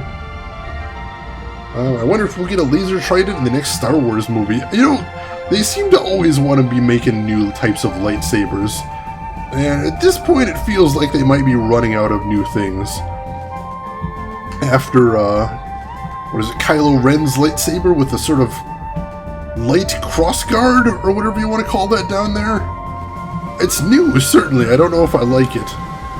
I think the official canon explanation for Kylo Ren's saber is that it's so powerful it needs some sort of vent to actually let the energy go, and it only looks like a crossguard, which is good because it wouldn't actually be any useful as a crossguard, since, you know, it's a frickin' laser, it'll burn your hand off. But I digress. No, I don't know how they're gonna actually expand on the lightsaber mythos from this point on. I discovered a fallen statue of a race that resembled my own. Though it had collapsed from many years of decay, it still marked the way to those who had built it. Perhaps if I followed, I would find more of my kind. Alright, so we've got the first clue about Nija's past right here. A statue of somebody that looks like Nija. So we're going to have to check that out and follow it and see if maybe we can find some more fish people. See if we can find out why we haven't seen any other fish people in the game so far. Because if you haven't wondered that, now is the time to start wondering.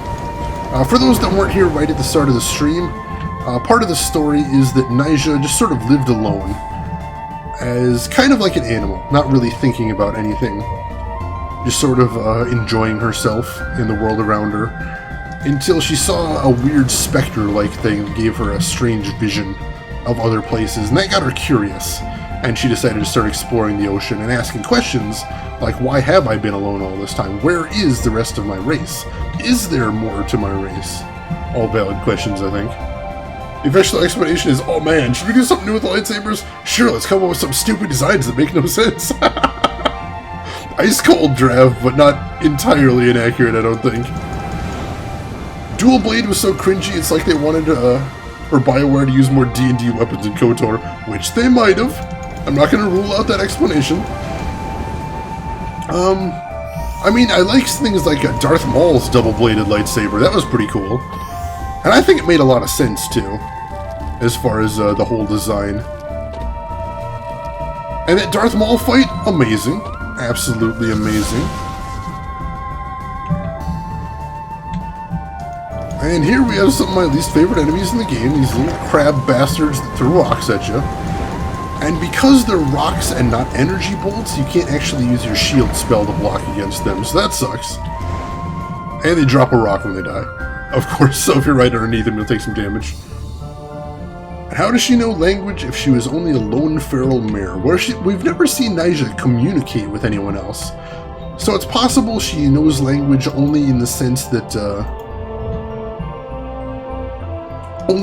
she's able to make some sort of reasoning with her thoughts, and maybe she can't actually communicate with anyone else, because we've actually seen writing on the walls as we've gone through. If you've been paying attention to the stream, you've probably seen writing on the walls in certain key points, but Nyjah can't read them, and neither can we. Though if you're ever curious, and if anybody out there ever wants to try this game for themselves, and I would recommend that because it's a fun game, there is a mod you can get for the game that will translate automatically all of the mysterious language on the walls into English. Because it turns out that not only is the language written on the walls, not only is it in just a substitution cipher, but you can actually replace a font file in the game with just a different type of font. And you'll get, it'll just automatically translate the text in-game, which is super convenient. The double-bladed lightsaber at least had some real historical equivalents that make sense. Right, there were weapons similar to that, so at least there is that. I mean, I guess if you want to go down that road, you could say there's cross guards in some games, too. But that's a dangerous path to go down. Is that a fish that's rolling around her body? That is a Nautilus, Nautilus squid. And he's a little baby, and he is my pet in the game. And he's following me around and attacking enemies for me, which is adorable. Who's the cutest little Nautilus? Who is you are? Oh, you are. Sorry, I digress. Hey, Shira, welcome to the stream. How are you doing this evening? Good to see you as always. As you can see, we have started our next new game, an indie underwater Metroidvania called Aquaria, as you can see in the stream title. Sorry, got a little distracted. As you can see in the background here is some of that writing I was just talking about a second ago, for example. All that is a substitution cipher. Every character is an English letter. And so just replacing a fonts file with something different will get you a translation of that in-game, which is a really cool way to go about that if you want to read it. Glad you like it, Olive. I like it too. He's so cute. I just made fresh pancakes, cakes, and coffee. Weekend! Hell yes, Shira! That is a good way to start off the weekend right there. Tries to steal a pancake. Never steal another man's pancakes. That's just wrong. I'm pretty sure that's grounds for justifiable homicide in some places. In all civilized places, anyway. Alright, where do we want to go here? Let's start exploring downward. We got a lot of places to explore within open waters, and like I said, we're going to be here for a while. Since there is so much to see and so much to do in open waters. It's not going to be a quick trip through here. Luckily, I hope you guys are enjoying the music in open waters. I hope you guys can hear the music okay.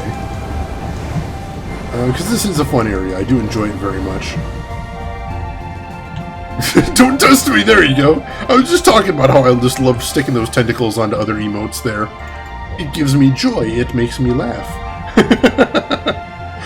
And Shira here was the one that introduced me to the joys that is REW. I didn't even know about BTTV when I first got into a stream with Shira. And then I saw REW, had to find out what it was, and once I knew what it was, I had to get BTTV immediately. Incidentally, if there's anyone in stream that doesn't know what BTTV is, you owe it to yourself to check it out. It stands for Better Twitch TV. It literally just makes Twitch better, and gives you more emotes. It's so great. Please check it out if you haven't already. You will thank me. And here's another rock-throwing crab down there, lobster. Pancakes are the sacred simulacra of the sun. I don't know if I'd go that far, but if you want to, I won't stop you. I won't stop you. Brandon... Yeah, Brandon, welcome into the stream. How are you doing this evening? I don't think I've seen you in here before, and if I have, I apologize, but welcome in. Good to see you. Well, there has been something coming out of meeting me, right? Yeah, there you go. BTTV breached my Firefox, had to remove it. Oh, I'm sorry to hear that. Luckily, Night Dev, the guy that works on BTTV, he is a very active developer, and he is actually very approachable. I reported a problem once, and he personally responded to my bug report within about a day. So if you do have any problems, I'd recommend at least trying to talk out to him. He puts out pretty frequent updates too, which is nice. Yeah, I'm a Chrome guy myself as well. Used to use Firefox a long time ago, but decided to switch over to Chrome when it got some features that I really wanted. And I don't regret. I'm a humongous Google fanboy. You got any questions about Google? I will help you out. I've used just about every service Google has ever offered. I love their stuff. How's everyone feeling? I am feeling great today, Brandon. How about yourself? Thank you for asking, by the way. Oh, you're sick. Sorry to hear that. Well, luckily it is the weekend, and hopefully that means that you'll be able to take a little time off, take a little time to relax, and get yourself back into good shape. I got my fingers crossed for you anyway. Firefox tended to fill the cache and never reset it, so my streams would break after an hour. So yes, sure, that was, I think that actually may have been the problem that made me stop using Firefox as well, as it had just tremendous caching problems. Alright, so I see that little bulb on the map right there. See that little blue bulb? I'm pretty sure I'm going to need to come back to it later. So here's what we're going to do. Blue bulb. Hit enter, and we're going to put a little yellow map marker right there. So I can remember that I need to come back and check that out at some point. So you've got two different colors of map markers you can place. So you can place two different types of map markers. That's one I'm going to put right there. Hopefully come back to later. Are we talking sick as in ill or sick as in sick? I'm hella sick, bro. Hella sick. You don't even know how sick I am. I'm not ill, though, but my beats are. Just FYI. Alright, so you'll notice right here it gets really dark. Let me back out a little bit and show you.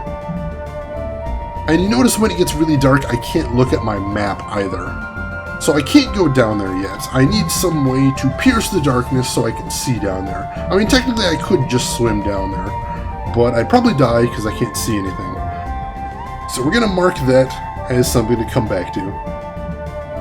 Hello, what's next, wowzers? I'm an old man, Shira, forgive me my outdated slang. Or how about radical or gnarly? I know all the old slang.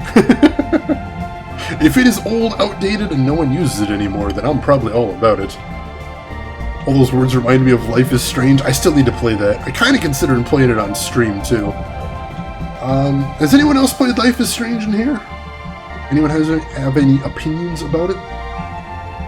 I'd be curious to hear what you have to say. I think pretty much everybody I talked to that played Life is Strange did end up liking it, which is cool to hear. And I heard they just announced Life is Strange 2, although they said they can't really talk about the story because they're not sure what they're going to do with the story yet. But still, it's a good thing to see that they are listening to fan suggestions and the market, and making something new that people like. If nothing else, they can probably use those themes to accomplish something. Just use the themes of teenage-dom and time travel. See what they can accomplish. See, gnarly is awesome, never mess with it, hell yes. Hell yes. Agreed. Gnarly forever. I'd recommend playing it for yourself, though. As much as I like you streaming it, it often breaks the immersion. Yeah, there are some games, I actually should talk about that at some point. There's some games that I dearly, dearly love, but I won't ever play, because I think they are interesting experiences, and I don't think it can be really conveyed through stream. For one example, the Stanley Parable. I'm hoping you guys have seen the Stanley Parable, or played the Stanley Parable. Hopefully you have paid actual money for the Stanley Parable and have had a great time with it. But if not, please go do that. It's amazing. Stanley Parable is legit in my top 10 favorite games of all time. That's how good it is to me. And I'll never stream it. I will never stream it just to show it off, because I think it completely changes the experience in a way that negates a lot of what's interesting about the game. So even though it's a fantastic game for me, I'm not going to get into it on stream. Please check it out on your own, though. It really is worth it. And again, that's a game that as long as you come in during a sale, you can get it very, very cheap. And this bastard over here, I'm going to shoot the hell out of him. He's trying to run away, so probably not actually hostile, but you know how we do. Gotta kill all the things. I'm in energy form, which means I'm just angry and evil all the time. Let's see. I've seen it on other streams. I've seen it on YouTube. Looks a bit cringy. It's it's definitely not going to be for everybody. Certainly. I thought so too.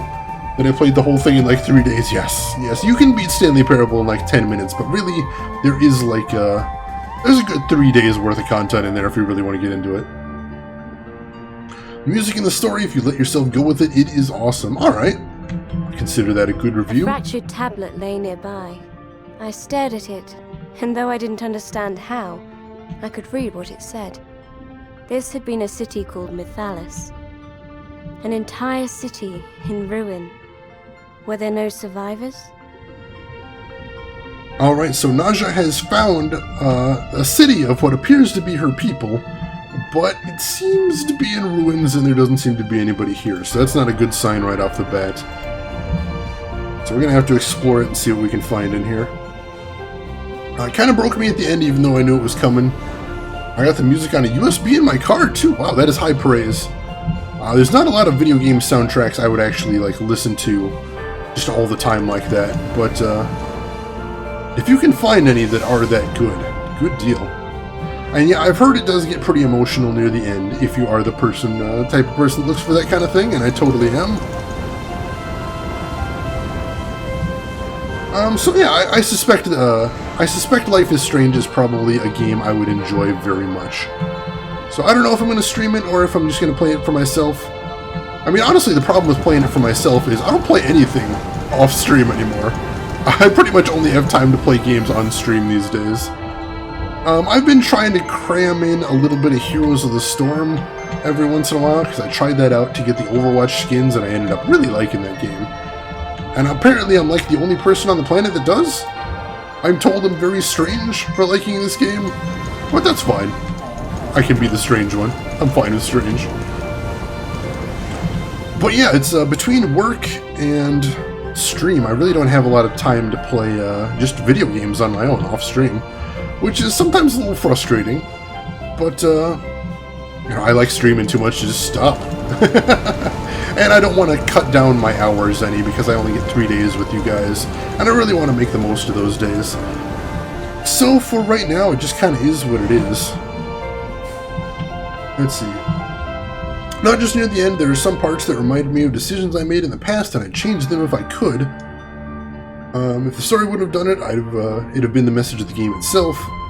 Got me thinking for weeks. That is high praise for me, too. I like any game that keeps me thinking about the game after the game is ended. I appreciate that so much. Also, we get jealous if you play without that. Oh, hey, I can go inside this one. I don't know. I know some streamers who actually legit feel jealous for playing games off stream. That's not me. I mean, there's some games that I'd hold on to, and I'd say, I'm not going to play this until I can play this live. Especially some games I want to be able to react to blind. I want to be able to show you guys my genuine, unfiltered reactions. This is me reacting to a game the very first time I've ever seen it. But some games, like Heroes of the Storm, I can just play that anytime for you guys, if I really wanted to play it on stream, which I kind of do want to play it on stream sometime, but I I need to have some badass moderators for that, because holy shit, sometimes MOBAs bring out the worst in Twitch chat. So I want to be prepared for that. Let's see, I think we've talked about it with you, that good games in the feel they leave. Right, yes, I believe we have, but that's always a nice topic right there. I knew it was a good game when I just sat silently and had to think it over. Sad that it's over. Yeah, it's always bittersweet when you play a game that you really love, and then it's over and you don't have the game to play anymore. But still, you gotta appreciate the experience it gave you. Glad I made that journey. Odd you mentioned that too, Shira, because as far as emotional games that really get a lot across, the game Journey, I will hold up as an amazing example of how a game can hit you right in the feels. Seriously, anybody in chat that hasn't played Journey, you owe it to yourself to check that game out. It is so fantastic. Hello, giant jellyfish. The hell is your deal? He's all glowy. I'm gonna shoot him and see what happens. He might give me delicious food items. And that's why it's okay for me to murder him. He isn't taking much damage though. Some enemies in this game that, sometimes the enemies in the game that give you the best items just take forever to kill. They have tons and tons of health. Probably to prevent farming. But yeah, well, the fact that this guy has so much health makes me want to kill him even more. Just see what happens.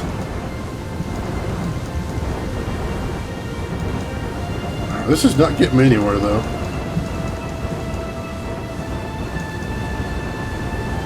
ME3 left me like that, fuck yeah! Then the sequence of the backflashes came. Yeah, all of the Mass Effect games, I think, left me with some moment where I felt really intense. That was really cool. ME3 left me like Rip BioWare. I loved Mass Effect 3 right up into the ending. So, you know, as much as I want to talk about how the ending sucked, I don't think I can kill this guy. I think I'm just gonna leave him be. Whatever. So as much as I do want to criticize the ending to Mass Effect 3, I don't want to lose the fact that the rest of the game was really fantastic. Had some truly amazing moments. Some of the best moments in the series, even. Let's not forget that. Let's see. Yeah, I've heard of a few peeps that thought about it that way. But I read a theory that made it good. Alright. I may have to ask you about that sometime. Let's head south, maybe, from here. Oh, hello. There's a library room here. Interesting. Gonna send me the theory? Alright, thank you, Shira. I appreciate that. I'll check that DM out later then. Did you at least do the extended cut score ending? That's a little better than the original. Unfortunately, I haven't ever played that yet, Elena. When I played Mass Effect 3, it was right after it came out, so I've only seen the regular ending. However, I plan to eventually play all the Mass Effects on stream. And so when that happens, I'll finally get to check out the extended ending for myself, and I am looking forward to that. That should be a really good time. I was going to play Mass Effect actually earlier in my stream career, but I ended up not doing it because once Andromeda came out, a lot of streamers ended up playing Mass Effect on their streams. And I always want to be kind of an alternative to what other streamers are doing. I want to be somebody unique in your follow list. So I'm like, alright, I'll let the other streamers go ahead and handle Mass Effect right now. If you want to watch Mass Effect, you can go check them out. And then maybe once it dies down a bit, I will go back to the series. You did both, Shira. Well, I assume I'm gonna assume that you liked the extended cut better than the regular. I think everyone did. Which ending choice counts as the Boy Scout ending for you? Elena, I am not sure. I guess that's one thing that BioWare did right there, is they made it so it isn't really clear what the good and proper ending choice is, and what the evil ending choice is. It's just choices. And I don't even remember which one I made, honestly. But I remember agonizing over it, as you know I'm wont to do. I'm sure if you've been in the stream long enough, you've seen me agonize over things. It's how I do. But yeah, it was an interesting choice. I'm just not gonna say it was a good choice. Yeah, sure. You mentioned which choice you made and why you made it. I respect that. I respect that. As long as you've got good reasons behind the choices you make, I will respect them. That is pretty much my way. ME3 was a bit too bombastic for me. When almost 1v1 Reapers, I thought, what have I started God of War? Yeah, the power creep in the game, I think you're talking about on Animus. I do think the power creep was a bit much. I'll agree with you there. But still, I thought it did a really good job of making, especially in the last 30 minutes, it did a spectacular job, in my opinion, of making Shepard feel really overwhelmed, and making you, the player, feel like you were in a situation where it was just a no-win. Like, no matter what you're gonna do, you just weren't gonna make it out of there alive. And I appreciated that. No choices in ME really mattered. You could have crew members die. People's lives were based on your decisions. And certainly I know a lot of people that at the ending of Mass Effect 2, things went very badly for them, and they had a lot of casualties, and rip them. But yeah, if you're talking about just the ending of ME3, yeah, like I said, that wasn't a good ending, certainly. But overall, I still really like the Mass Effect series, and overall I still really like Mass Effect 3 as well. Up to that point, I think there was just a lot of fantastic stuff in there. Rip Marauder shields. Let's see.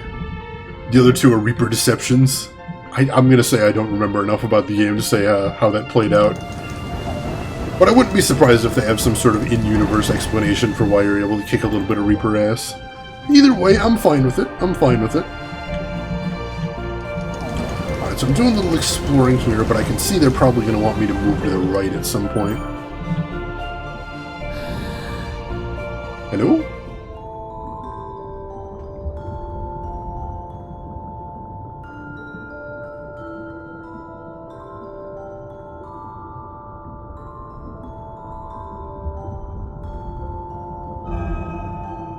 Found one of Naja's lost memories. I'll go ahead and let you know, the lost memories, there are 3 of them in the game, and you don't get the true ending unless you find all of them. So I'm going to want to look for that. And yes, here we have one of the very rare cook stations in the game. I'm going to make use of it while we've got it. And no, Asari are not the top 2 space elves, but Asari, they're so great! Is that a bookcase? Underwater? I mean, I suppose they could make them out of, like, vellum that's, waterproof. I don't think it's still impossible to use the form of a book anyway. There's still some usages to that.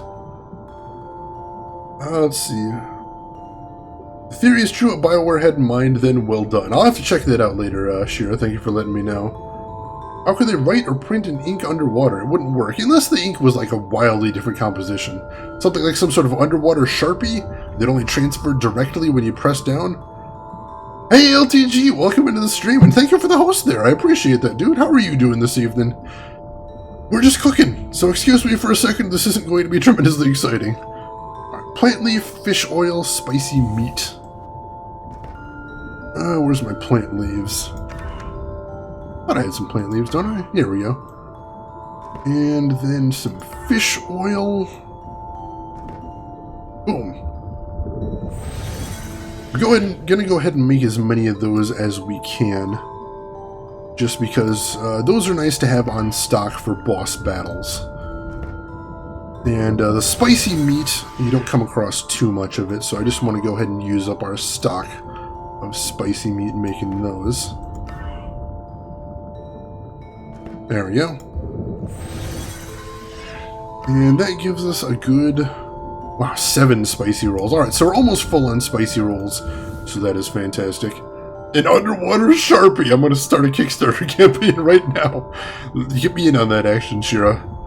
Give me at least a designer credit. Terrible 2 terabyte hard drive died. Then like 2 sticks of RAM failed, possibly my whole PC soonish. Does give me an excuse to upgrade though. I mean, how dead is it, LTG? Is it, like, completely not spinning up? Is there no way to get the data off there? I'm sorry, I'm a IT guy. It's natural that I'm curious about if there's any other way to get things done there. But I will say it is nice to have that excuse to upgrade. I've actually been talking about how it would be nice to if one of my... if my main TV died, I wouldn't shed too many tears, because I kind of want a new TV. And mine is just indestructible, apparently. It's going to last all eternity. So no dice on that. Alright, we're going to upgrade my leaf poultices to healing poultices, which are nice. And we can have both of them in the inventory. They can coexist, so... These heal 2 points instead of just the 1 of regular leaf poultices, so I'm going to want to keep plenty of them around. I'll go ahead and make as many as I can right now. And alright, so just 1 left. Go ahead and cook that up. Good deal. Alright, anything else I want to make while I'm in here? I'll make another leaf. No, I'll keep the leaves in case we want to make anything else. Sea cake. Any oil plus any egg. Alright, we're full on eggs right there, so we definitely want to burn off some of those, making some sea cakes so we can... Because if we're full on eggs, then we're just wasting the slot right there. So definitely we'll go ahead and use up some of those. We'll be able to get more eggs, and in the long run, it's better for everybody. How many sea cakes do I have anyway? Alright, I've got 4, so I can keep making more. That's fine. Cook one of those. And we'll cook one of those. Alright, I think we're good there. This reminds me of a clip from SpongeBob about the physical limitations of living underwater. Elena, I actually read an amazing thing that the writers of SpongeBob spent years and years and years trying to think about those limitations, and just saying things like, we can't ever have fire in SpongeBob because we're underwater. Even though often we don't think about the fact that the setting is underwater, we've got to make sure that we never, ever have fire on screen. And I respect that. It's ridiculous. It's silly and it's ridiculous, but I totally respect that. That's awesome of them. That's something I can't tell so far. I need to try another power supply. I won't have access to one till Monday, though. Well, I'll keep my fingers crossed for you, LTG. I hope you'll still at least be able to pull some data off of the drive, whatever ends up happening. Because that would be really super tragic if it was just dead and there was nothing you can get off there. Yeah, like I said, they did it for years. For years, they were very careful not to put anything that wasn't like fire in there. But eventually they did sort of relent because the show had been running for so long. They're like, all right, we don't want to keep thinking about this all day and all night when we're writing this silly kids show. So they did eventually break the rules, unfortunately. Let's see. What games do you play currently? Right now, I'm pretty much only playing games on stream because I don't really have time to play off. I'm playing a little Overwatch and a little Heroes of the Swarm outside stream, but otherwise pretty much all my gaming is done on stream right now. If you want to see what other games I've streamed before, you can hit !history in chat, and that'll give you a list of the games I've streamed. That'll give you a good indication of the kind of games that I enjoy, or the kind of games that I've been checking out anyway, so please feel free to do that if you are so inclined. But no, otherwise, honestly, I don't have any time to play games off stream. That's the trouble of working 80 hours a week on top of streaming, or 80 hours every 2 weeks. Shoot, give me the full theory, Shira. Hit me with everything. Alright, so this definitely looks like where I want to go forward, so let me explore just a little bit more out here before I head in there. See what else I can find. Check up in this area, see if there's any secrets. Yes, having underwater fire and a story about sentient anthropomorphic sea life living in American society would be silly, wouldn't it? Ah, you know how it is. When you're a total nerd about something, sometimes you're a nerd in very strange ways. So I'll take that either way. Alright, is there... I think there's another save point up ahead. So let me go check that out. Alright, Shira, thank you for the link. I just got that. I will check that out in a bit. Oops. Got some enemies first, though. Let me deal with these guys. Oops. Hang on, let me tab real quick. Minimize that.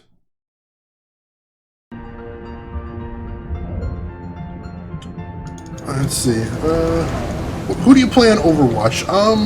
My favorite is probably Symmetra. I play a lot of Symmetra. I've recently been getting into D.Va as well. I didn't used to be good at D.Va, But a good friend of mine, Radio, who's actually the person that did all my stream graphics, she is tremendously high level in Overwatch and very good at what she does. And last time I saw her, she gave me a bit of a crash course in D.Va. And now, not only am I doing better with her, I'm really enjoying her. She's a very fun character to play. How about yourself, Brandon? Let's see, did you watch Paragon Lost? No, sure, that isn't ringing any bells. What is Paragon Lost? Who says they're American? Besides Sandy being from Texas, they could just as easily be from no country or any Western-speaking country. Well, I think they do technically have American accents. You know, or somebody from outside the United States would probably say SpongeBob has an American accent. I could have swore, not like I know much about SpongeBob, but I thought I heard that within the show itself, they actually did establish a location. But I could be wrong. Holy crap, what is that? Alright, that looks gross. Wow, this looks hella gross. Here we go. We can go in here. What in the hell is going on in here? Ew. This is weird. There's some poison gas vents down there. Oh, jeez! And crazed fishmen. Alright. I don't think that was quite what, The twisted, disgusting creatures swam ungainly towards me. In their shallow eyes I saw only a hunger for flesh. With horror, I realized that they resembled the fallen statue that had led me here. So yeah, those crazed fish people that just tried to eat my face off are maybe the mermen from the statue. Which is, oh jeez. And there is a picture of a merdude as well. Looks like something I can pick up, too. Let's see if I can pick that up. Alright, so I'm probably going to have to carry this somewhere. I may as well pull it out of this dangerous cave right now. And we'll see if we can't find where it goes later. 2x 16 gig RAM kits? Yeah, the 32 gigs is almost the norm if you're a gamer at this point, so yeah, that is tempting. I can certainly see that. Paragon Lost is a Mass Effect anime about Vincent Vega and his first meeting with the threat to come. Isn't Vincent Vega from Tarantino movies? Or am I thinking of something different?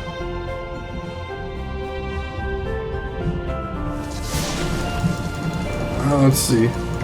DDR4. Oh, delicious. A DDR4 is crazy expensive right now, but honestly, if you can afford it, it's probably worth it. Timeline is parallel to ME2. Alright, cool. Thank you for letting me know. Oh, you'd have to replace your motherboard if you want DDR4. Well, that could be nice. Oh shoot, I dropped my thing I was carrying back there. Gonna have to go back for it. I still don't know if I'm actually taking it in the right direction, which is a little worrisome. I kind of want to at least know where it is.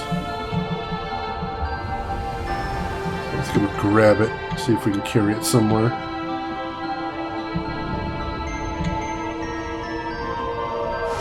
There we go. Alright, so I can fight against the current enough that it keeps up with me. So that works. Something Vega. Yeah, Vincent Vega is, I believe Vincent Vega is John Travolta's character in Pulp Fiction, now that I'm thinking about it. I mean, if John Travolta from Pulp Fiction is a canon in Mass Effect, I'll take it. Certainly, but something tells me probably not. God, for someone that studied this, I'm incredibly dumb. Why do you say that, LTG? I mean, I'm in IT too, and sometimes you make mistakes. Certainly, no shame in that. 32 is still over the top.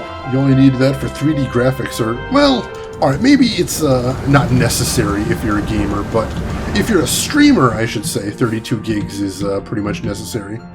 No, if you're into gaming, you can think of 32 gigs as future-proofing, though, I think. Certainly, I don't think it's going to be it's not going to be an eternity before 32 gigs starts being more necessary. I glided into the chambers of a former ruler. From what I could gather from a nearby portrait, this room belonged to a young prince of Mithalas. Were these people my ancestors? Or did I merely wish, desperately, to be one of them? Well, it could go either way, I suppose, but... Hey, we just found where that goes.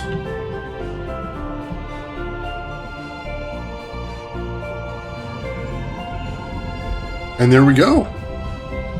Sitting in the throne triggered the door to open. Suspicious. Suspicious.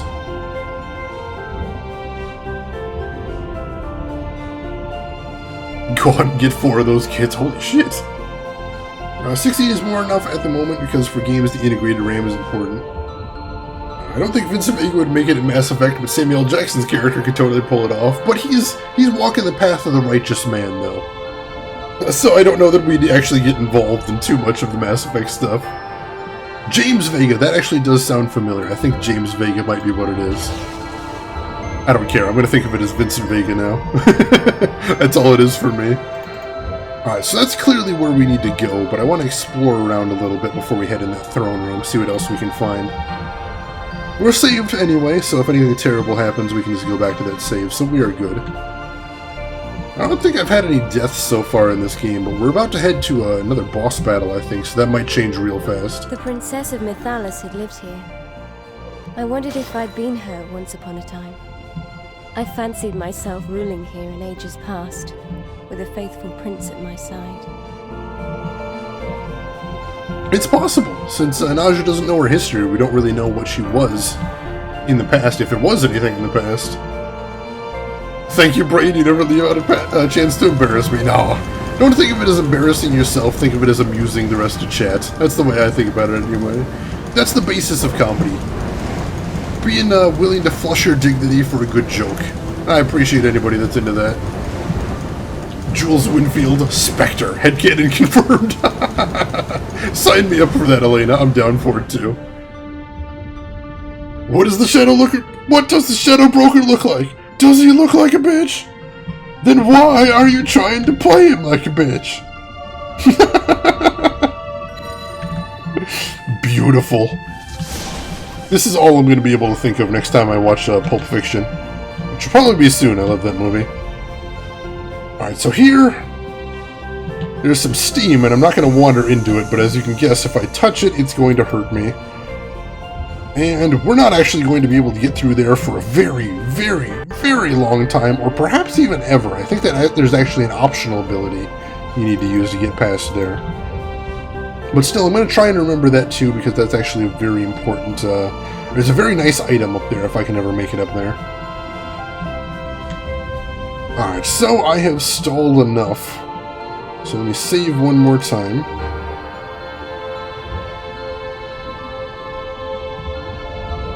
And then we are going to head forward to see what waits for us up there. Same for Metro Groping. If you touch, it's gonna hurt. Oh jeez. As far as metaphors go, Shira, holy crap. Uh-oh, new music. Mithalas Cathedral. What do we got in here? Hello? Oh no, this isn't, wow. No, this definitely isn't a boss battle. This is a new big area. Thought this might have been a boss battle, but no, apparently I misremembered. No, we've got a lot of exploring before we get to that boss battle, it would appear. Holy crap, this area is gigantic. Alright, well that's exciting. We still got plenty of stream time left, so let's see what we can find. But with luck, so long as everything goes well, we may get our second boss kill tonight, in which case we are making fantastic progress through this game. Really, truly fantastic. Alright, so as you can see, there are a lot of currents at the intersections of this game that are going to prevent us from moving forward, like right there. So it looks like there is only one way forward at this point. Sickly red veins ran throughout this ancient cathedral, where hopeful believers had once come to rejoice. Foul monsters now thrived. Yeah, this is incredibly gross. What is going on in this cathedral? Whatever it is, I don't think I approve of it. What is this thing on the wall, too? Oh, hey. Got some worm dudes using those as teleporters or something. Interesting. Can I kill them? See if, yeah, I can. Let's see if they drop anything decent. He dropped nothing. Oh, I got him out of my way at least. Alright, there's lots to explore, and I don't even know where to start, so let's just get started going somewhere. And then we'll see where it all leads. All I have to really be careful... Oh hey, there's a big red ropey thing blocking the way forward there. That's kind of gross. Alright, so no dice going that way. We're stuck for now, so we're going to have to take another path. And I suspect between the currents and those red things, we're probably going to be funneled somewhere. At least for starters in this area. So let's hope they're not funneling us somewhere terrible. Alright, I can see an area in the center. See if I can get to it. Alright, cool. I got in there and there's a song plant. Let's see if it drops anything particularly cool.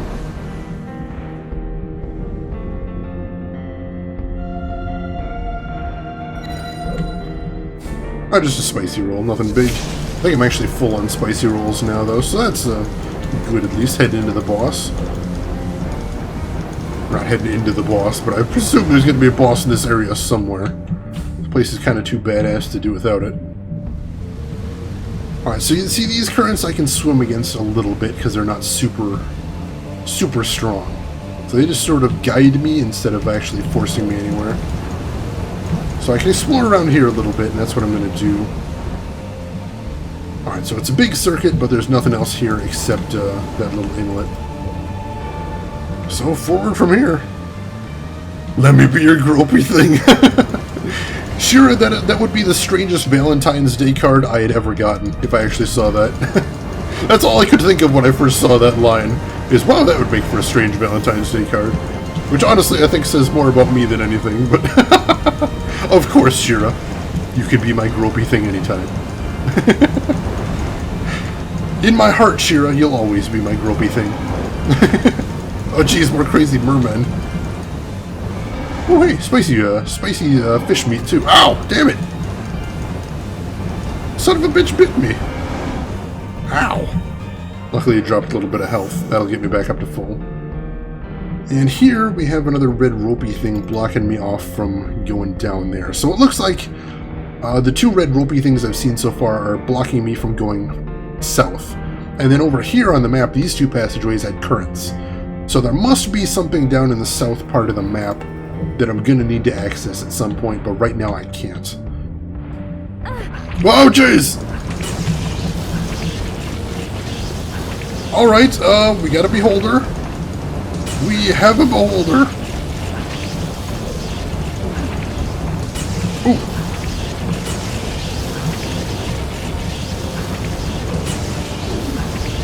I don't know if I'm actually doing damage to this guy. You know what?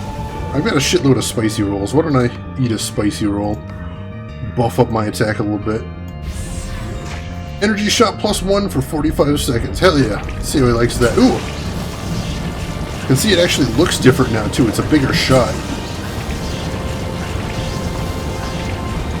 I can't tell if this is really doing damage to him or anything. Let's see, is there somewhere else I need to be shooting him at? Ooh, oh my god! Now he's spinning. Why is he spinning?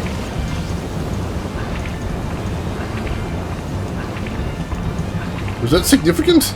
Did I do something? Ooh, now he's actually shooting eyeballs at me. Holy crap. Ooh, there's a big bulb coming out of him I can shoot now. Alright, we got a weak spot. Shoot him in his gross weak spot. There we go. That's the power of the spicy roll right there. Alright, that released one of the red vines. So now, it looks like I have to kill 3 of those things to get into that area down there. Hey Ma, the strange guy on the internet said I could be his gropey thing. What? Yes, it's the same guy from yesterday. You could say he's eyeballing you. Oh. I could say he's gross as hell, and I will say he's gross as hell, because he is gross as hell. But still, we killed him. That's good. That's a good start. And new save point. Thank goodness for that. Whew. Little mini boss right there. I'll take it. Alright, so where are we heading next? Again, as I said, it looks like we're being funneled. So we don't have a ton of options for travel at this point. So we'll just sort of go where the game allows us to go. Here, though, I'm going to try and head up this way. Since I do have an option just in this section, I'm curious what there is actually up here for me, since this looks like a dead end, and as I've said, just about every video game I've ever played, you always want to start with the dead ends, because that's where they hide the good stuff. Am I right? Does anybody else do that in video games? You look at a map and you see, alright, this is where I have to go, but this is where I'm going to go because there might be goodies. Or is it just me? Could be a neuroses of mine. I acknowledge that. Ah, good, a leaf. Always good to have a couple more of those for cooking purposes. Alright, what do we got down here? Don't see anything yet, just more crazed fishmen. Kind of creepy how they just fade out like black shadows when I kill them too. Look at that. It's a little spooky. I know most of the enemies in the game don't die realistically, but still, that is weird.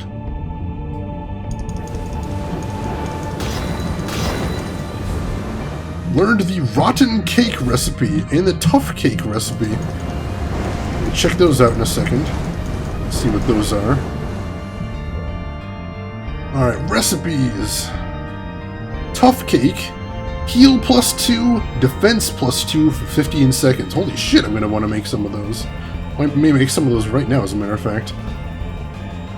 The path of the righteous man is beset on all sides by the iniquities of the Volus and the tyranny of evil Turians.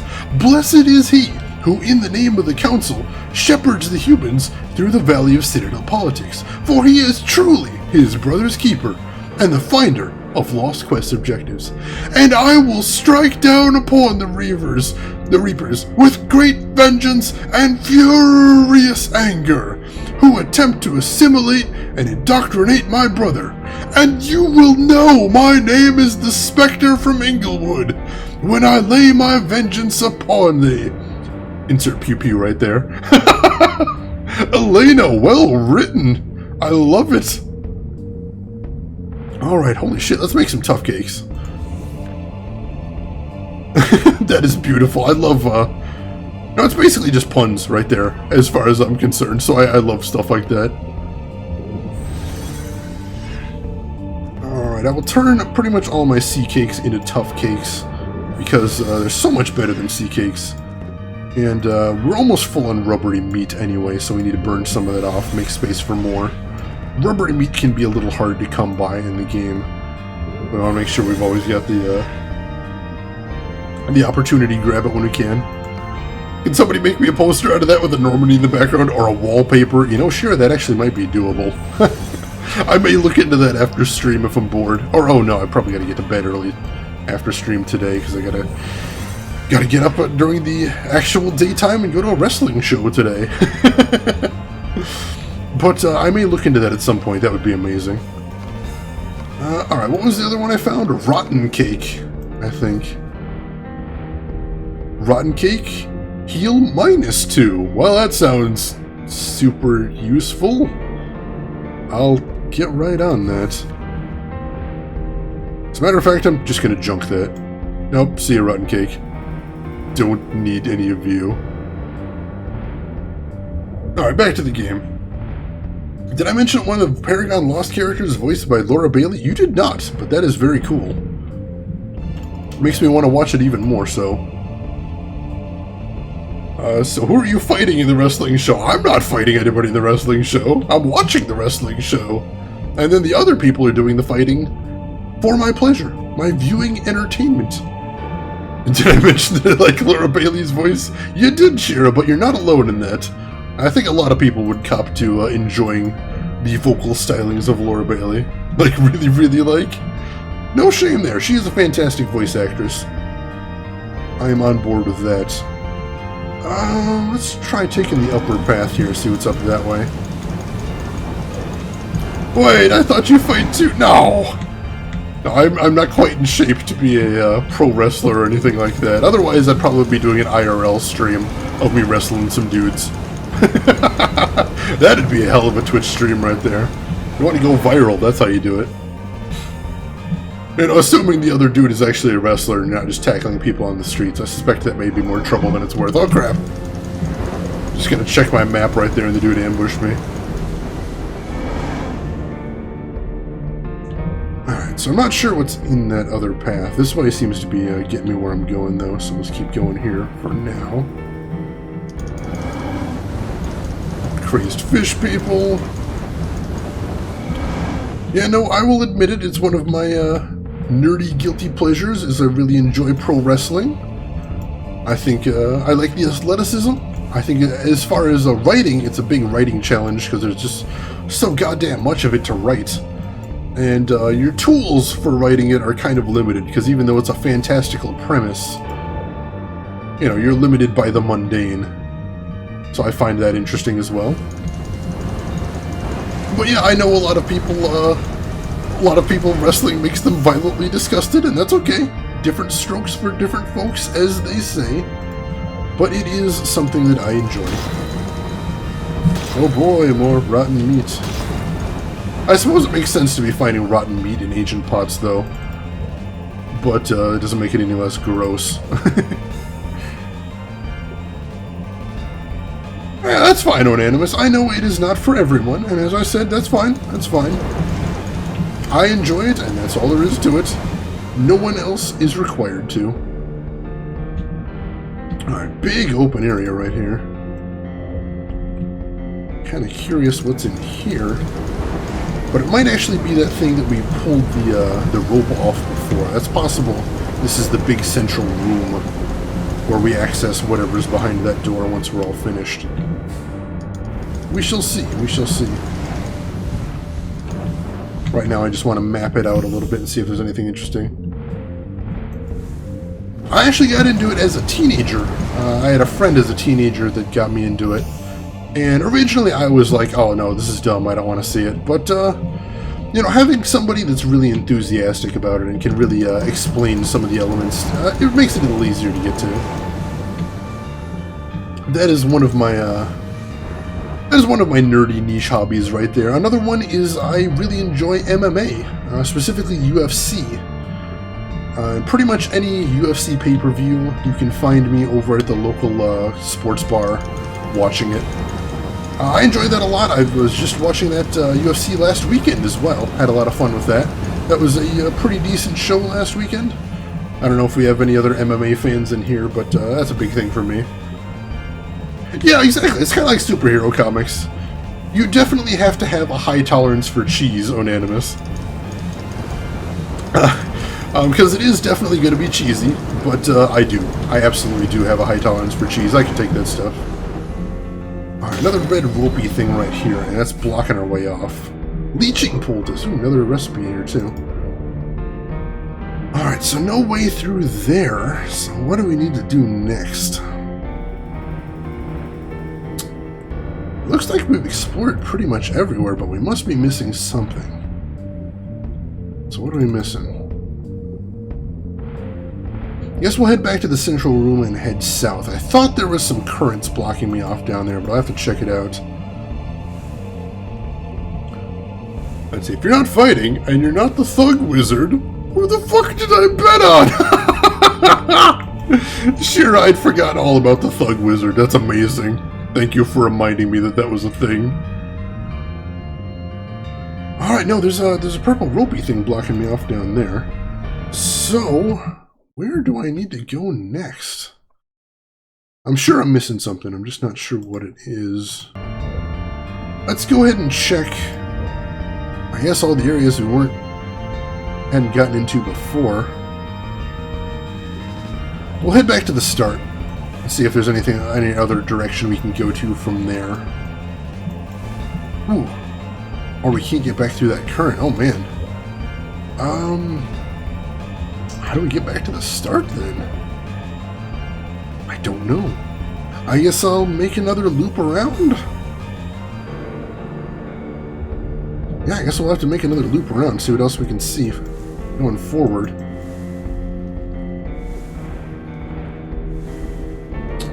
That is a shame. We're making good time around here, but now I'm sure we missed something here. I still can't shake the feeling this is a Flash game. It does kind of have that look about it. And both of the creators of this game, I know Derek Yu was a Flash game creator, so it's very possible that that whole aesthetic is intentional. Ah, here we go. I just had to just miss this current before, or miss that it was going the way I needed it to go. Holy crap! Under assault the second I get in here. Evil fishman! Also, I was hitting the wrong button to attack him, so that was a problem too. If you saw me doing somersaults into the fishman, that's why. I was pressing the wrong button to attack him. Alright, so we're in gross red territory here again. Good times, I love that. Not disgusting at all. Now, even though it has the aesthetic of a Flash game, you can tell it's not. Just because it's got a lot of complexity to it and a bit of longevity too. Alright, so as you can see, these gross frog things are blocking my way. So what we're going to do is we're going to drag them the hell out of my way. Hope we didn't forget that little power. It's coming in handy now. Who wants to go next? You're coming out. We'll just sort of ditch them against the walls, where they aren't going to be too menacing. See if we can grab this one. Maybe we won't have to move all of them. Oh, nope. I grabbed that one. You are going over here. This is your new home now. Because I guess you have just been chilling in this corridor for who knows long. And now you chill over here. Hope you enjoy it. Alright, one more. And we should have a clear path. Get him. Toss him right there. And we are able to get through. Good deal. Come to think of it, I could be a Flash game bundled with it could be a Flash game bundled with a standalone player. Oh yeah, no, you can do a lot in later versions of Flash, but you know, come to think of it, I can't say with 100% certainty that the game isn't made in Flash, but it's my gut instinct that it isn't. Just because there are some restrictions in Flash that make it not a great idea to do very big, long games. It does have some memory issues eventually. That make it not a spectacular idea. And that's why you don't see a lot of tremendous Flash games. That's one reason. And also because if you're playing a Flash game on the web, then you don't want to have to be downloading a gigantic file. That's not very efficient either. Hello. It is very dark down here. Oh, that's actually a transition to a little dead-end area. That's weird. These waters were becoming unbearable. I imagined waking up inside my cozy cave far away from this nightmare. It was a fleeting fantasy. I knew that I would be drawn back to this horrible place again to discover its hidden truths. But perhaps this was not the time to proceed. I had the option to explore elsewhere and return when I was prepared to confront the darkness within. So yeah, basically she's saying that there is something terrible down here, and maybe we're not ready to go fight that just yet. And you can in fact see there's a whole big section right there. And we will be coming back to that later. For right now, we need to finish exploring the temple proper and see what we can do in there. A later version of Flash can go back in time. DC Comics puns, Shira, I love it. Absolutely love it. Alright, so that little side juke wasn't where we needed to go, so let's go ahead and explore up a little bit. Hopefully we're getting near to another one of those eyeball things. So we can kill them and clear the way forward. Ooh! Got a spiral current in here, that's strange. Alright, let's kill these guys for their delicious, delicious eggs. Those eggs are a nice recipe item. We can never have too many of those. Flash! Ah! No, that's the wrong Flash too. I was never too much of a Flash fan in the comics because he always seemed too powerful for me, like Superman. It always seems like he could just do anything if he just sort of was a little more prepared or really thought about it a little bit more. That made it a little less interesting for me. But I do have some friends that are big fans of Flash, and the Flash TV show as well, which I never got into, mainly because I didn't have time. But yeah, I definitely know some people that are big fans of that. Where did that eyeball go? I wanted to get that too. There we go. Boom. This time stop is a broken spell for sure. Yes, it is. OP, please nerf. Alright, so yeah, it looks like we're heading down this path now. Alright, we're on the other side of that rope. So let's see what's in this area. Some more fleas. Oh boy.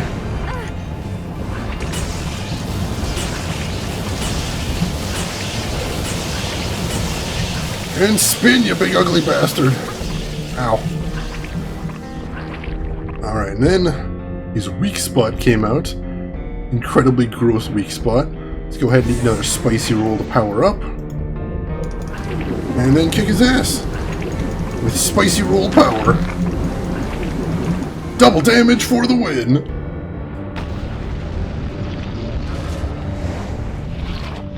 And there's a second rope gotten rid of. Take out these guys real quick. Let's see, okay, you lovely peeps, I gotta hit the road to Vienna now since my DSA group is finally coming together again. Gotta annoy some friends with my elfish behavior.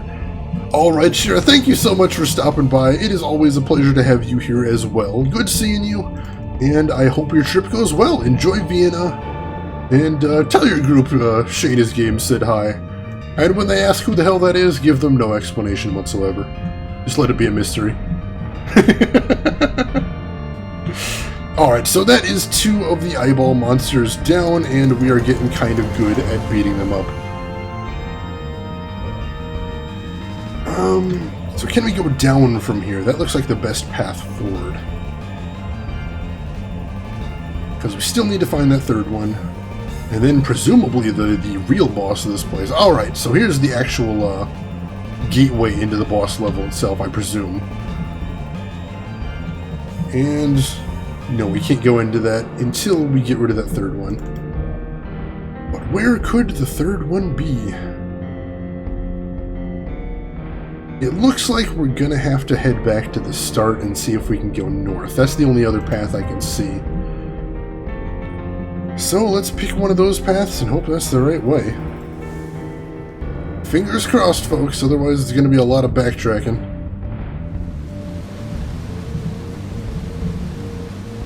And... ow! Frickin' fleas! It's taking the ride with me, those bastards. Fleas are everywhere in this temple. I thought I already cleared this area out too, but I guess not enough to get rid of all the fleas. Alright, so yeah, north looks like the only path that we haven't explored yet, so... no, that is an outlet. I guess we can try getting up there and see if maybe killing one of those bosses removed one of the pink barriers? And that might be able to get us in. I think that's about our only choice at this point, so let's check that out. Last option available to us. Ow, please.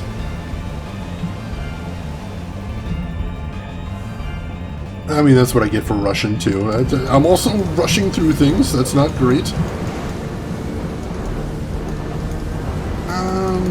And all the enemies respawned. Just mainly because I think the enemies respawned because I went through another loading area.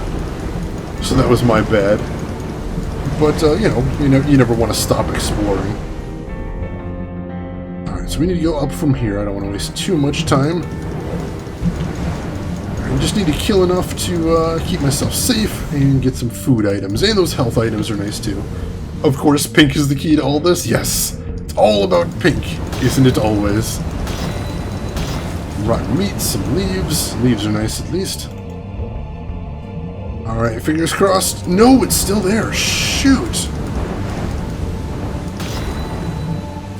Well, if that's still here, then where on earth do I go after this? Oh, it looks like... I noticed there's a route going in from the top. Can I come in from the top? I saw that, what do you call it?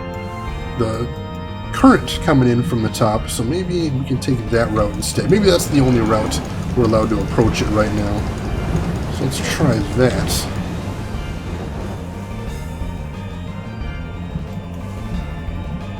This ropey stuff is seriously grossing me the hell out. I don't know what it is about it, but something just really gets to me about it.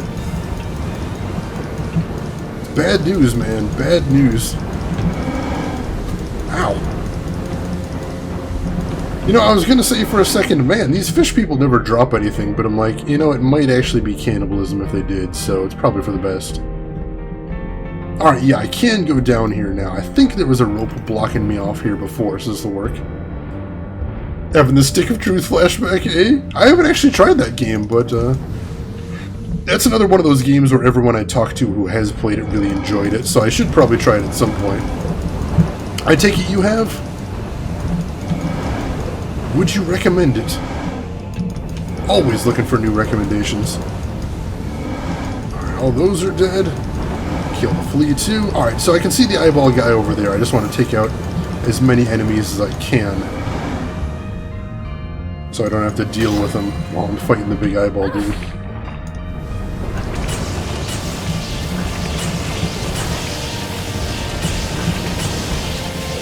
Now we just gotta dodge his lasers for a second.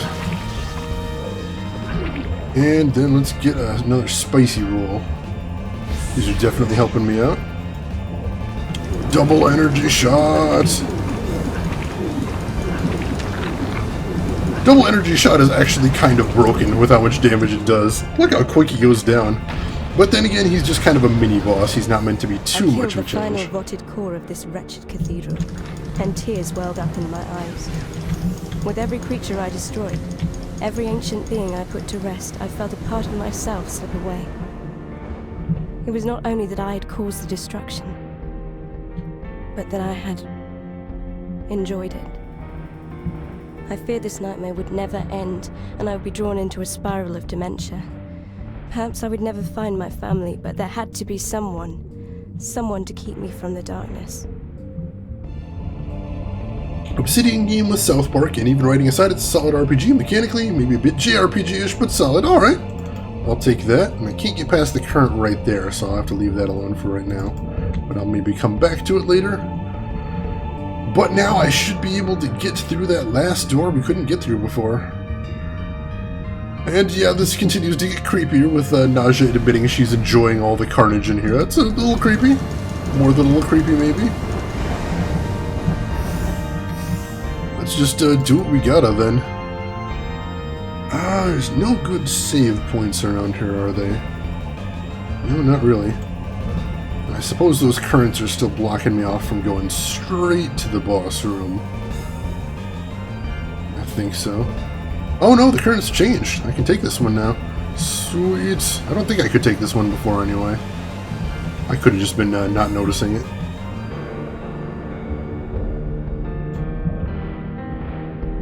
Let's see what we've got down here. Kind of wish I could save before this. Actually, there is a save point.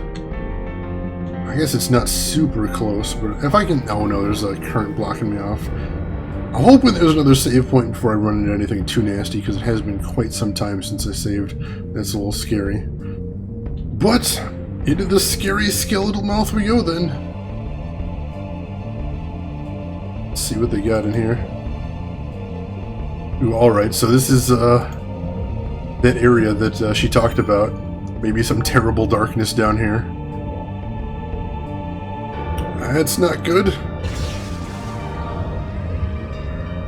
Well, time to face whatever it is at the lowest level of the cathedral.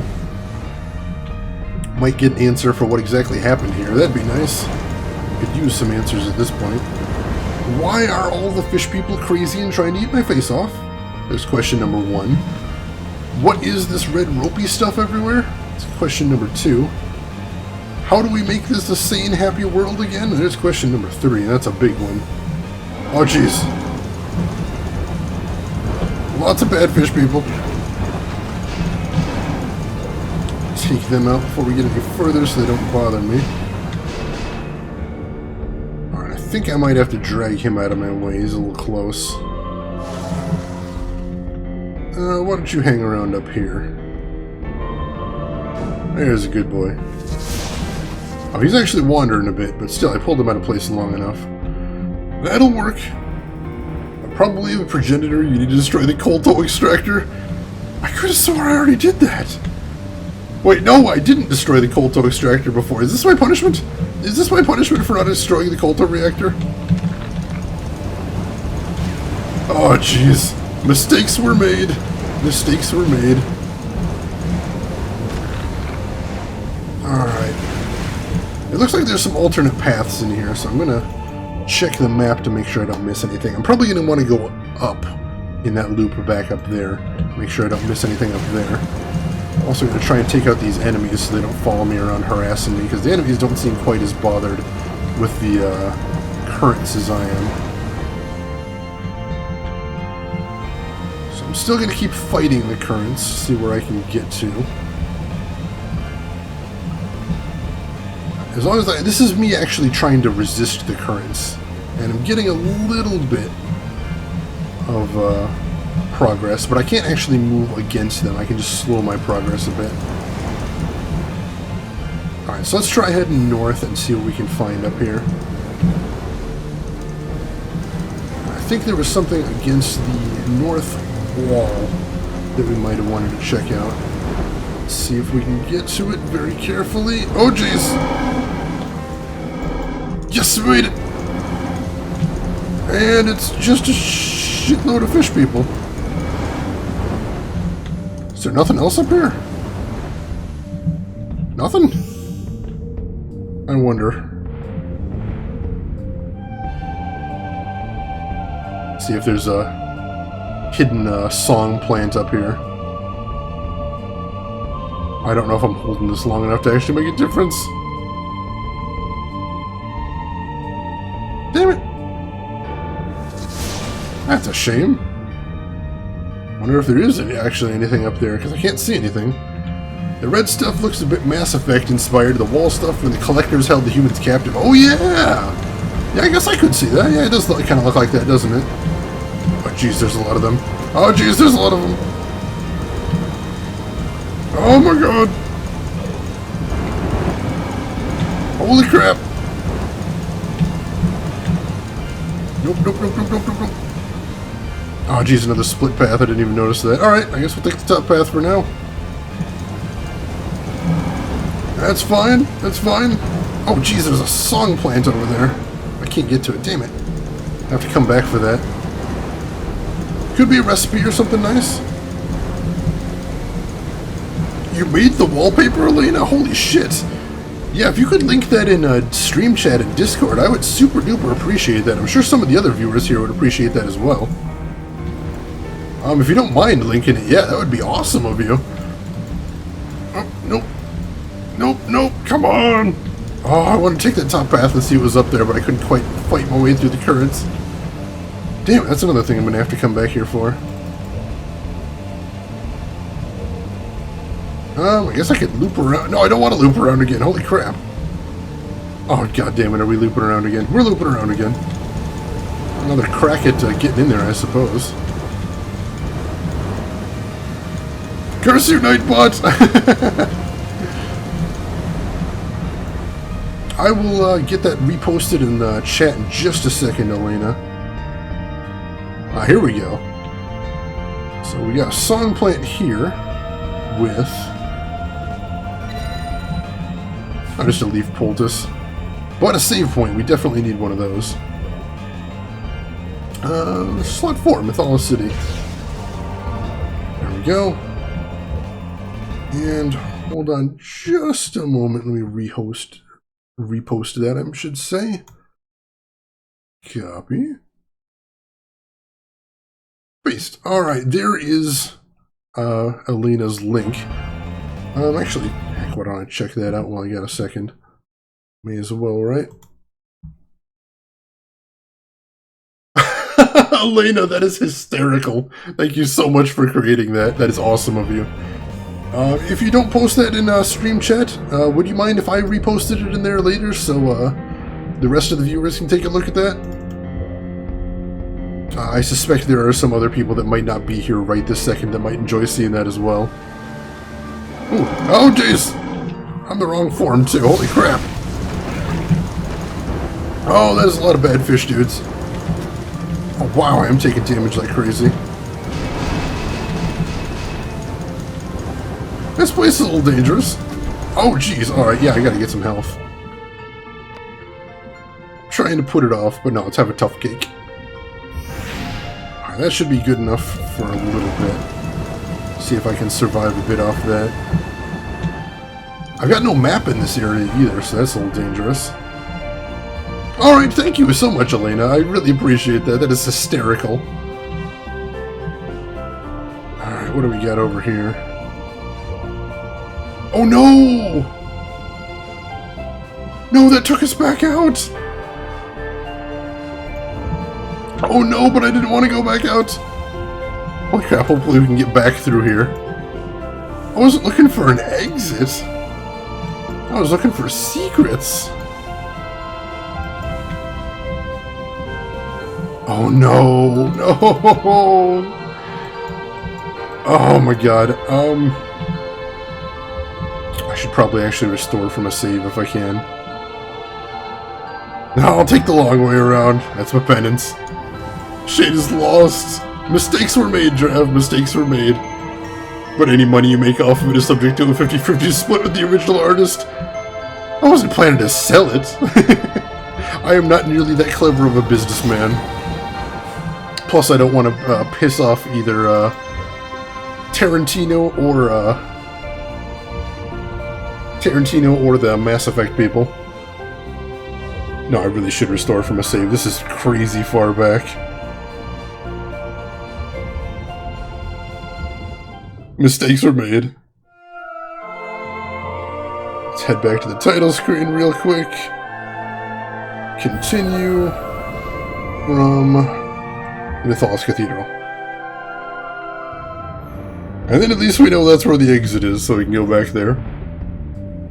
Samuel Jackson will sue all of you people, and he'll win too. He's pretty badass. Don't mess with the man. He knows what he's doing. Alright. Getting close to the end of this big twisty path too. So whatever it's leading towards, we're getting close to. Oh, hey. Oh, no. Oh, jeez. More bad guys. Crap. Get off my case. Alright, that just looped me around, so what I need to do is go to the outside path this time, it looks like. So let's head down this way and see where it goes. Saves company as usual, every single game. I try not to, I do. But sometimes what are you gonna do? Ooh, learned the Arcane Poultice. Alright, what is the Arcane Poultice? Sounds nice, whatever it is. Full health! Holy shit! Yeah, I like that. Sign me up for that. I've never seen a special bulb anywhere, but still. That is nice to have. I have to say, if we could clean it up a bit more and get the permissions, that would make a great T-Fury shirt design. You know, I don't think you're wrong, Elena. That's... the whole concept of it is really funny to me. Even though it's based off just a tiny little inside joke that actually might be, you know, funny for a nice little t-shirt right there. I would support you in your efforts, certainly. I have absolutely no talent for visuals, so I couldn't actually tell how difficult it would be to clean it up and make it marketable. Or, you know, how furious the right holders might be. But either way, that does sound funny.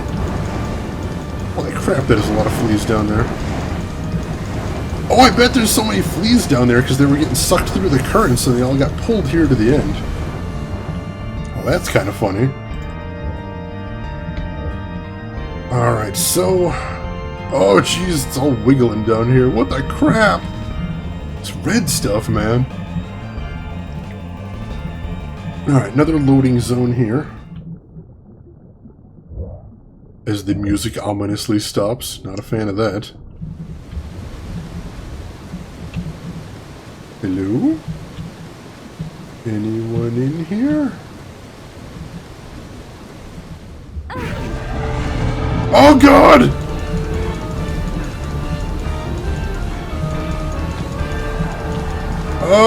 He's big. Oh jeez. Definitely just ate me.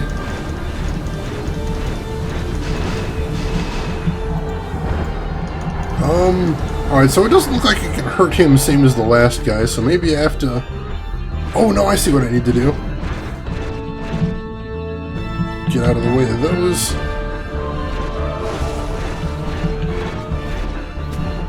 Drag this guy over to here. See if I can get him to inhale him.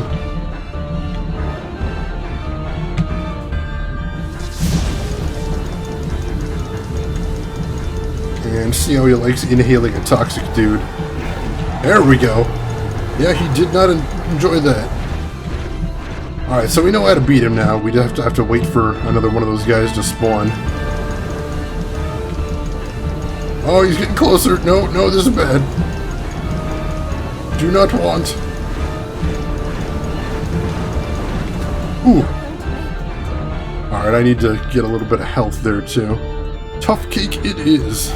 Thank you. Oh, jeez.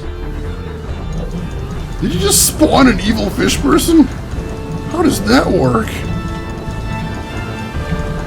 I do not fully understand this life cycle here. Oh, those have a little bit of homing. That's why it's throwing me off. Get back! Get back! Oh, jeez. They do a ton of damage, too. I'm gonna do another tough cake in case he blasts me again. There we go.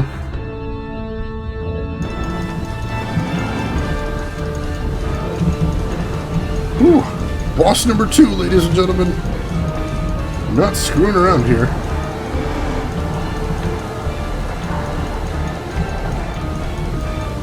God damn it, I need another toxic guy to throw at him, but another one hasn't spawned yet. Not sure how to get him to spawn either.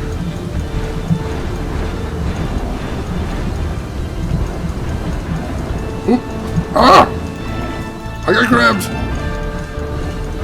That was dangerous.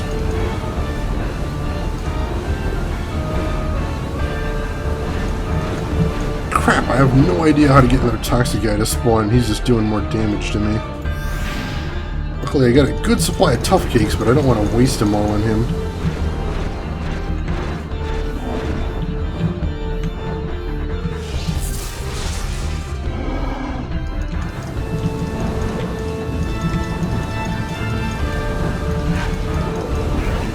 Oh, there we go.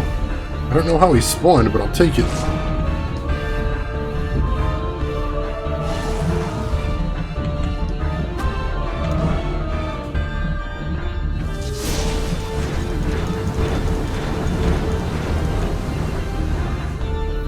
Alright, so I need to drag him into position for when he starts sucking dudes in. That sounds lewd. Oh, jeez. Almost toast there. Let's have 2 tough cakes. There we go. And then I'll switch back to energy form and see if we can't incite him to do his Kirby attack. Oh, there we go. There's hit number 2. Oh, now he's pissed. We still need to get another one if we want to beat him. Still not sure how I got that second one to spawn either. Ooh. So we might just need to kill time.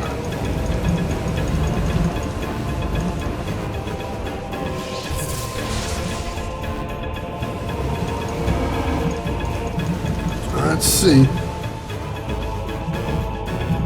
I was gonna say, can we lure him into the toxic thing? Oh yes, alright, so he actually turns into a toxic guy if we lure him into the toxic smoke. Suppose that makes a kind of sense?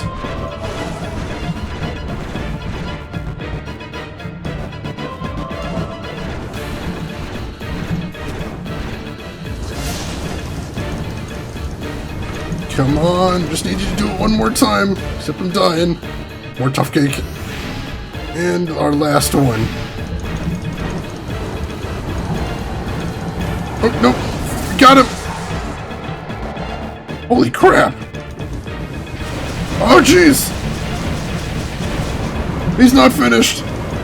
We did not finish him off, even though his eyeballs are gone. What the hell? Oh god, this is scary. How am I supposed to dodge all of that? It's too much. Oh my god, it's so much laser.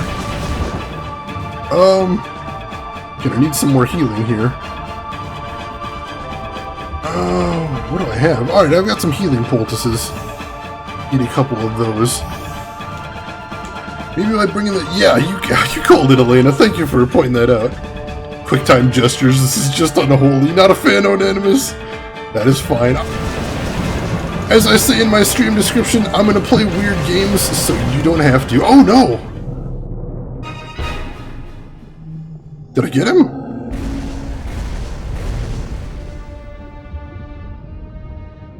I think I got him.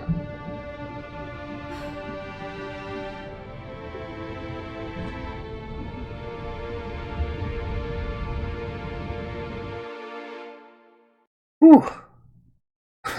Mithalas, as it once was.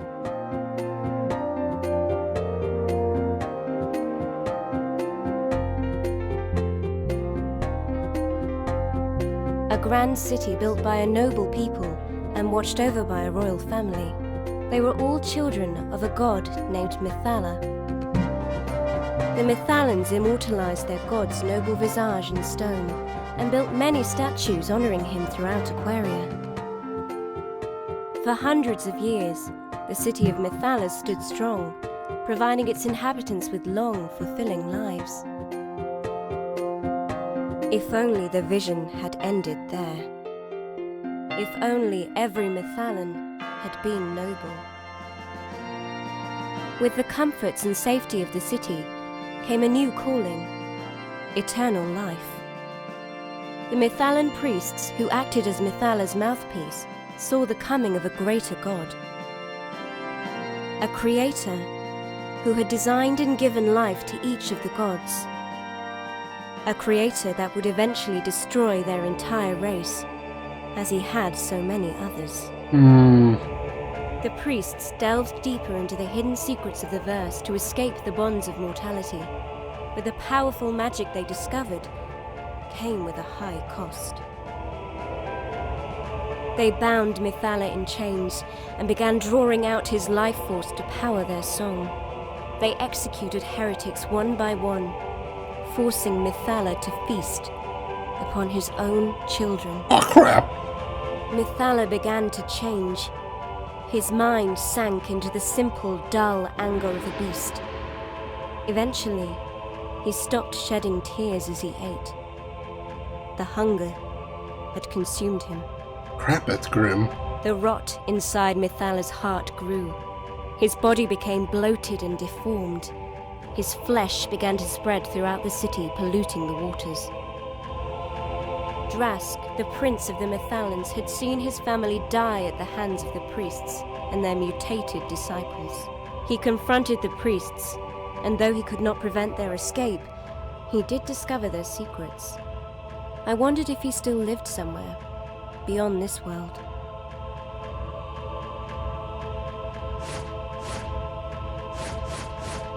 The vision began to fade. Mithala's spirit was departing. For the first time, I tried to reach out, to communicate. Oh, great Mithala, I need your help. Nyjah, I am dying now. It is my time to rest. You have suffered so much, but I must ask a favor of you. Speak quickly, little one, for I do not have much longer. Who am I? You are the child of the 13th. You are the one who will unite the waters of Aquaria. You will restore the balance of nature and you will find love, Naja. You have so much to see, and you will become so much. There will be great pain, but I have faith that you will triumph in the end. Take heart, little one. Thank you. It is growing cold now. You have freed my spirit at last. Now, little Naja, take my form and journey to the land of the light.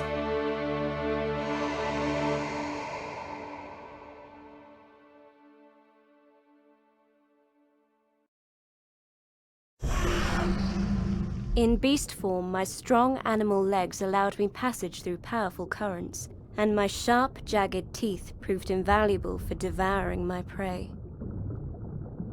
Alright, so that was the second boss down, Kyuya. Sorry I didn't say anything, I was waiting till the cinema was over. But yeah, welcome to the stream, Kyuya. Good to see you again.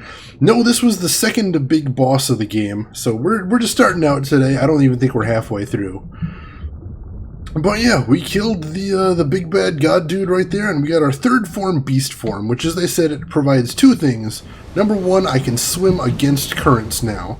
And number two, I can eat dudes while I'm in beast form, which is kind of nuts. So that is another side benefit of beast form. Yeah, there's a save crystal right here. Excellent. Ooh, man, that was actually a really tough boss. I had to use almost all my healing items there. So I'm going to have to start rebuilding my stock pretty much immediately. I know there is a cooking station in the underwater realm, so I'll see if I can find something to do there. It looks like there's another exit to the top as well, so let's check that out. Yeah, underwater Metroidvania, Q. How is that for a twist right there? I love water levels, and I love Metroidvania, and I love my maker, oh my maker! Yeah, I would highly recommend, if this sounds like your jam, I would highly recommend checking it out. It goes on sale on Steam pretty much all the time, so it's not a hard thing to get a hold of. Just wait for the next Steam sale. And yeah, this isn't my first time playing it either. I have played this game start to finish before. The last couple hours are pretty brutally hard, but overall, I just really like this game a lot. And I just ate that dude. Here's it again. Oops. Ah, I missed that one. Ah, come on, I'm going to eat you. I'm going to eat you. There we go. I just ate that dude. And now I'm going to eat this dude too. Because this is what I'm doing now. I'm eating dudes. Yeah! Here's the other thing too, check this out. After you eat any creature that has an energy ability, you can use their energy ability for a little bit. So that's pretty cool. I'm literally already sold. Let's see how much it costs. Oh my god, this music. Yes, this game has really good music too. I love it. I love it! Alright, is there anything else we want to do in here before we leave? Yes, there is one thing we want to check out in the temple that we weren't able to do before. There's a little area we weren't able to get to earlier because of currents, and before we leave the area, I'm going to want to go through there, so we don't have to come all the way back later. I'm not sure if it's something that we actually need to get right now, but it might be useful. So let's see. I'll head this way. Q is my opposite. She loves underwater levels. Yeah, takes all kinds. You never know. I think it is one of those love it or hate it things, definitely. Some people are going to be big fans of them. Some people aren't going to care for them at all. I don't know if there's even going to be a middle ground for something like that. Heroic devouring, yes. Totally light side devouring. I'm just hungry is all. So it's like Aria of Sorrow underwater. Yeah, kinda. Kinda. That's not a bad way to describe it, definitely. Alright, you can probably already see the area we need to get to, and it's right up here. Ooh! And we got bad fishmen. Can I eat them? That seems like cannibalism. I'm not sure if I want to find out the answer. But here's where I was trying to go. See what's down here. Nothing? Oh, an artifact. You found a new costume. You can use the treasure menu to wear it. Alright, let's kill these guys. Check it out real quick. What is the new costume? See, I love the full 2D movement. Water is nice in general, and I love it IRL as well. Very cool. Very cool. And for some reason, water levels always have the best music. They do tend to have nice music, I'll admit that. The Mithalan dress. Let's check that out. See what that looks like. Let's let it zoom in a little bit so we can see it. Game came out 10 years ago and nobody told me. Hey, that's what I'm here for, Kiwiya. I go way back and I find the games that you're either nostalgic about or that you might have missed. And here's the new outfit. I don't think this one is anything but cosmetic, but still, that's cute. We'll leave it on for a bit. Ow. Literally swam right into him. Probably because of the way sound travels in water. I love it. 10 out of 10, Onanimus. 10 out of 10. Alright, so now we can leave this portion of the temple, and we'll start heading backwards. And go ahead and do it in beast form so we don't have to worry about the currents too much. Eat some dudes.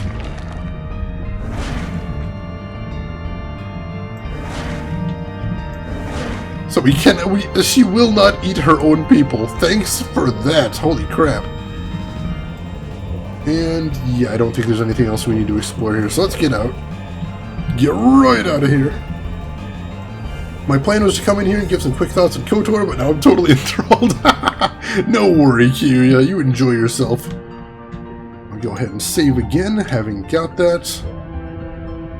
It was just a cosmetic, sure, but it's nice to have.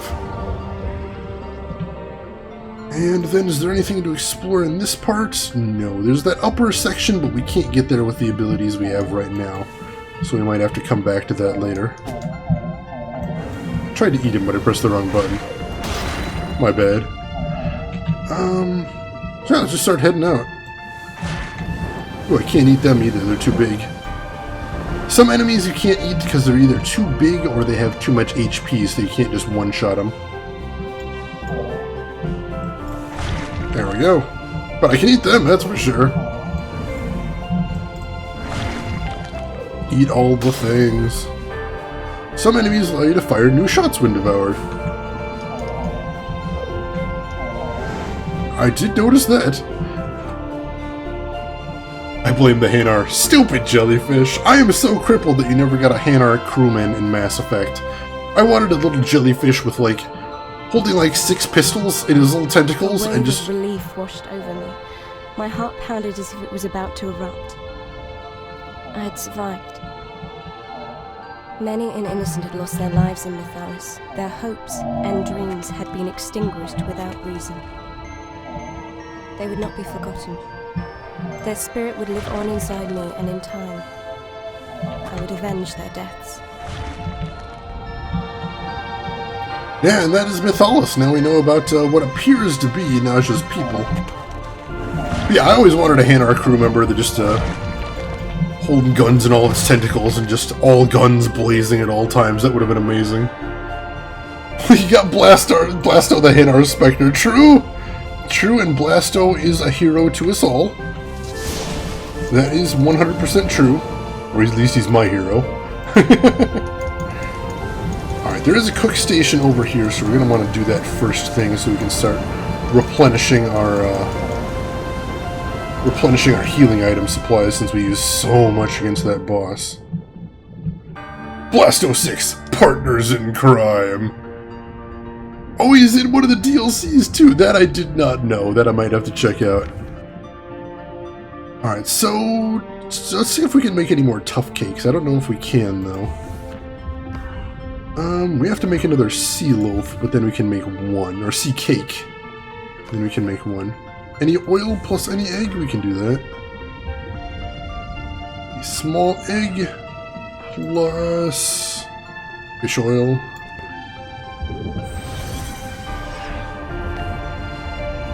And then from there, we just combine that with a rubbery meat to make the tough cake. Good deal. Yeah, go ahead and give thoughts on KOTOR if you want to. I'm always curious to hear stuff like that. Blesto is not Dr. Roxo. No, but he is amazing.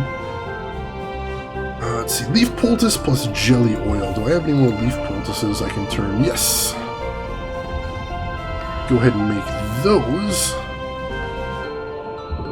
There's pretty much anything we can do to increase our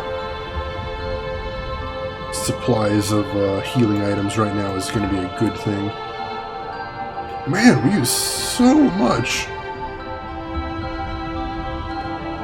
Cook that. And we're full on leaves right now too, so we may as well make a few more leaf poultices as well. Waste not, want not.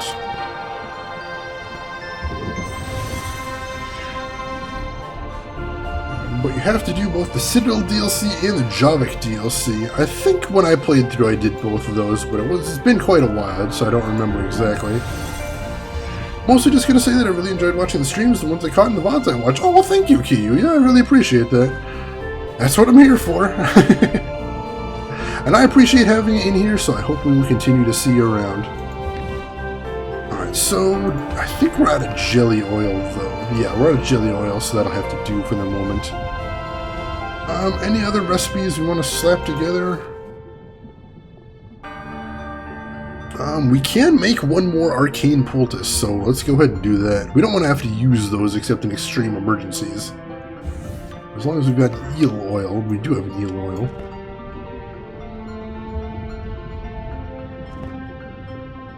And then a leaf poultice? There we go.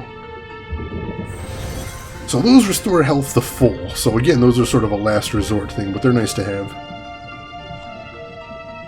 Hope you watched the one where I learned of the twist. Yeah, somebody had me link that to them yesterday, and they were enjoying seeing me get blown away by that. Alright, let's see, do we have any other ingredients we need to burn off real quick? We have a lot of eggs. We have a shitload of eggs, but not a lot of oil. So I don't really want to use that too much, but we'll go ahead and use that. Make another sea cake. And then I think we are good. I'll have to find some more recipes. See if we can find anything else we can make with those, but for now we're good. Let's see, made me think that I should stream a blind KOTOR playthrough since I never actually played that one, but I don't know, I'm so new to streaming, it always makes me super nervous, that takes me out of the game. Yeah, I actually did the same thing, Kiwi. When I first started streaming, the first thing I wanted to do is stream one of my favorite games in the world, Deadly Premonition. But I was worried. I was worried that, alright, I'm not going to be great at streaming, so I'm going to ruin it. And so I ended up holding off before playing it on stream, and you know what? I really think that was a good idea. So if you get into streaming, don't start with your best material, is my recommendation to you. Start with something you can just play and enjoy, and then work your way up to the good stuff. Oh, here's some spicy stuff. We need to make some more spicy rolls, too, at some point.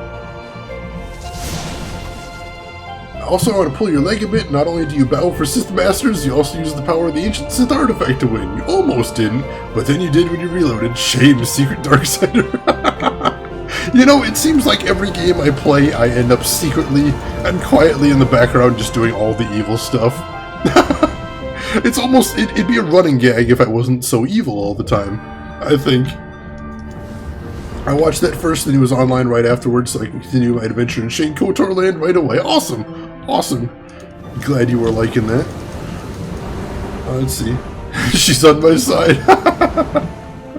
I may actually be Secret Sith. I might even be so secret of a Sith that even I don't know I'm a Sith.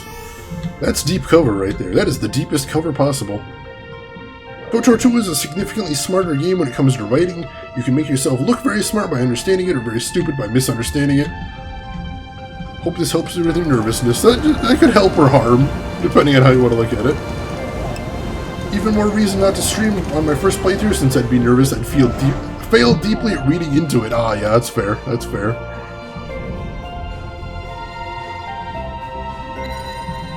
Yeah, if that's something that you're worried about, then just build up to it, definitely. No shame in that. Alright, so that's... I didn't see that drop anything. That's kind of strange. Alright, so let's keep working our way through this area. We haven't explored the top part of this area, so I want to see if there's anything else up here of note, so we don't have to come back here later necessarily. Another spot to go into. Nothing in here that I can see. Shane is so secret, Sith, he's become Seth! Too secret! Too secret, need to back away! Alright, looks like there's a path I couldn't take north of here, so I'm going to check that out as well. See what's going on up there.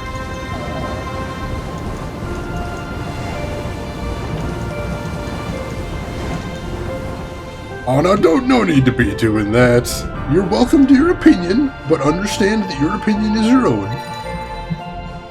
If you're gonna be savage, at least do it ironically. Be kind, be kind. No, Drav, don't lead into it, don't lead into it. Alright, I think... Alright, yeah, we're back around, so I wanted to see what was north of here and why I didn't go that path. There must have been some obstruction, but I'm not sure what it was. Hopefully it was just a, yeah, alright, good, it was a current. Now I can beat those in beast forms. Let's see what's past here, shall we?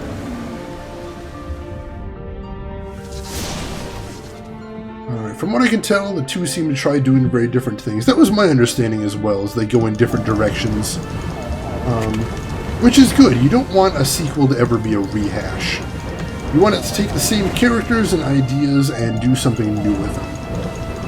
You want to see those characters and ideas put into a different setting. And if it can pull that off, then I will be a fan of it, definitely.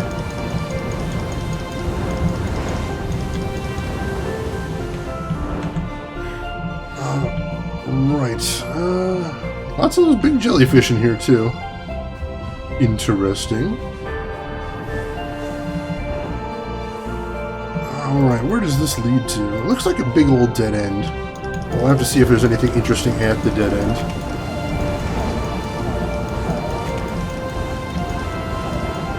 Hello? Ooh, did I find an artifact?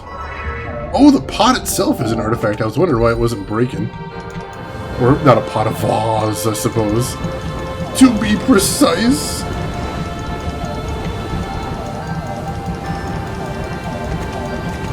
Let's see, KOTOR 1 is very much trying to be a BioWare version of Star Wars. It's very BioWare, but it's also very Star Wars. You get Obi-Wan, Jolee, and Solo Karth, CP3O, HK-47, Anakin Bastila.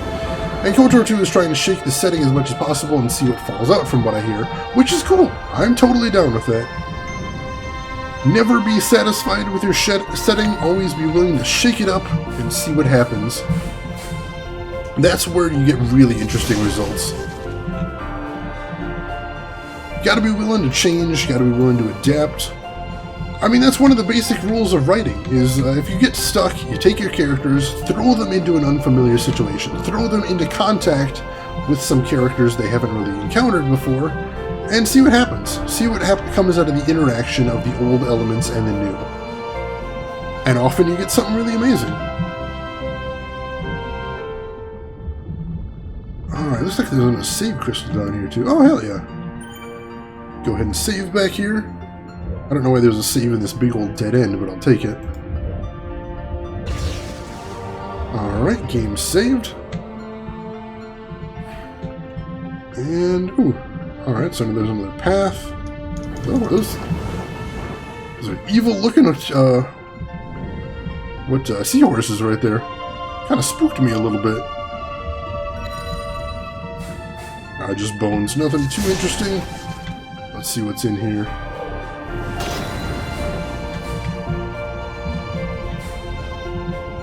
And... huh.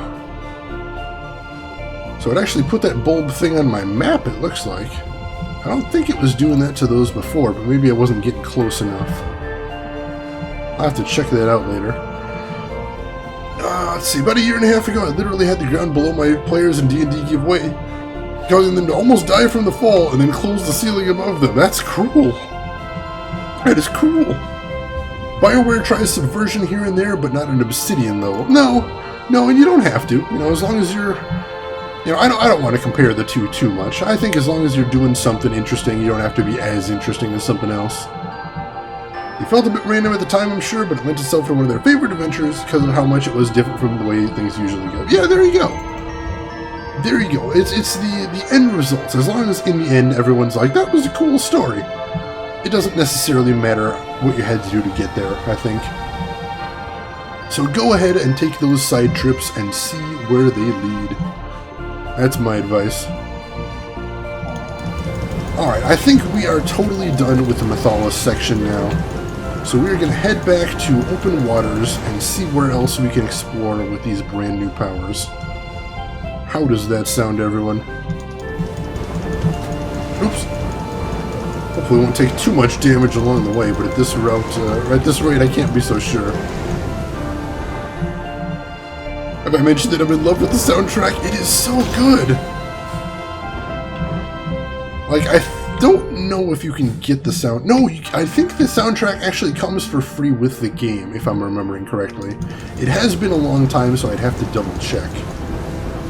But I get the feeling that the soundtrack did come with the game, if I'm remembering. And that's cool. I appreciate any game that's willing to do that. It is such a good soundtrack. There was a lot of interesting creativity that went into this game. You may know some other games by the creators of this. I mentioned before that the art for this game was done by Derek Yu, who is best known for Spelunky. But the writing and much of the scenario design, I believe, in the game was actually done by, I forget the gentleman's name, and I apologize for that, but it was the person who went on to do Night in the Woods, an adventure game that just came out recently, and that actually I'm planning to play pretty soon, because that is a game that I just want to check out, and if I have to play it on stream to check it out, then I will do that. Alright, another save point, thank goodness for that. Let's see. Alright, so I'm not entirely sure what we're going to be doing next. I don't remember what the next area after this is. So it'll be a little adventure. We'll see what we find. Luckily, we didn't finish exploring open waters. There's actually a whole big swaths of open waters that we didn't even get to touch before. So I imagine we're probably just going to stumble across the path we need to go next.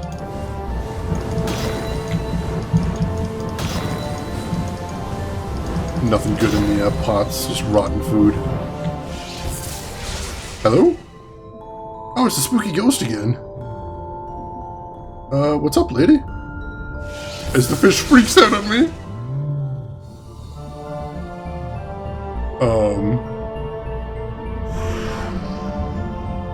What does he want? He seems to be, he's just chilling. He's not actually hurting me or anything. That's kind of strange. Oh, I can jump on his back. And now he's just spinning. Oh, now he's kind of expanding to bigger circles. What is going on here? This is adorable.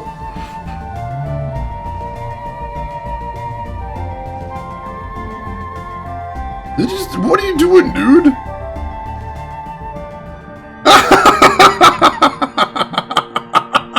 He kicked me out of his area. What is up with that? It's cold, man, cold. Looks like a baby. Maybe it only wants to play. He seems like it. Seemed like he only wanted to play, but then he threw me out of the area. That's kind of funny. Yeah, it sure seems like he just wants to play. I'm actually doing this because I know there's an achievement for it, and I don't think I got it. Pat yourself on the back for getting the developers some money. Heck yeah. Heck yeah. Oh, you're actually getting it now, Kiyoya. Oh, awesome. I hope you really enjoy it. It is a really fun game in my estimation. He's just circling around like crazy. Yeah, I looked at the Chivos before I played this game, and there is a Chivo for riding his back for like 60 seconds, and I don't think I got it my first playthrough, so I'm trying to grab it now.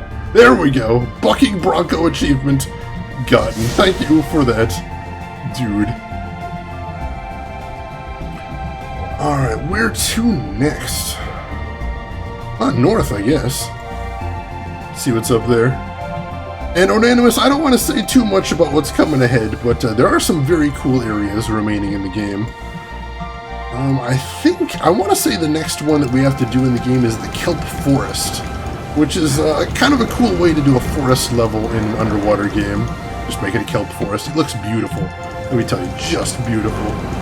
Stellar shilling. I don't even get any money off this. I mean, if the developer wants to come in here and pay me, I won't stop him, but as of right now, I should clarify, not making any money off this. I do actually have a partnership with Green Man Gaming, but number one, Green Man doesn't actually sell Aquaria, and number two, I haven't actually made a cent from Green Man Gaming. So there's that too. Download, wow, yeah, it's a pretty small game overall. I want to say it's like, is it like 4 gigs, something like that? Oh, we can go up this, These bright waters were warm and terrifying. The thought occurred to me that I'd reached the end of the world. What if all that awaited me was a blazing inferno? Though my mind was terrified, my heart longed to venture further. Uh-oh, something up here. They did mention that, the Dead God mentioned that I did need to go to the Land of the Light, so let's head into the Blazing Light and see what we find. Ooh, new waters, new theme, new music, The Veil. Sounds appropriately spooky.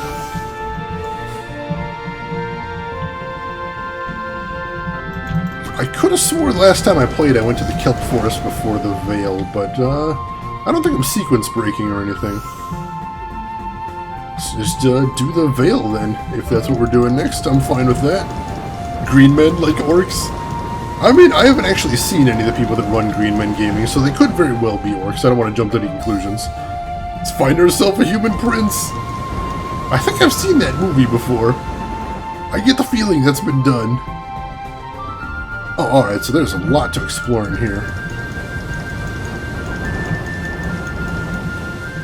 Alright. Where to even start? Alright, so here's one of those purple gems, and there's more steam vents, so I can't get past there yet. Again, I think it's actually an optional ability that gets you past there.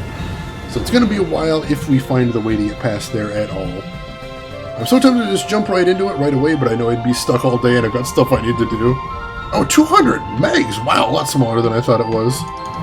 I installed a whole bunch of games today, so I must have been confused it with something else. I think I was thinking of Night in the Woods there. But yeah, that's a pretty small game right there. How long to beat puts this game at about 20 hours. Assuming you're not trying to speed through it. For what it's worth, Kyuya. My internet's suck and I still downloaded it in minutes. That's the glory of retro games right there. You get a 10-year-old game, you can just blaze your way right through.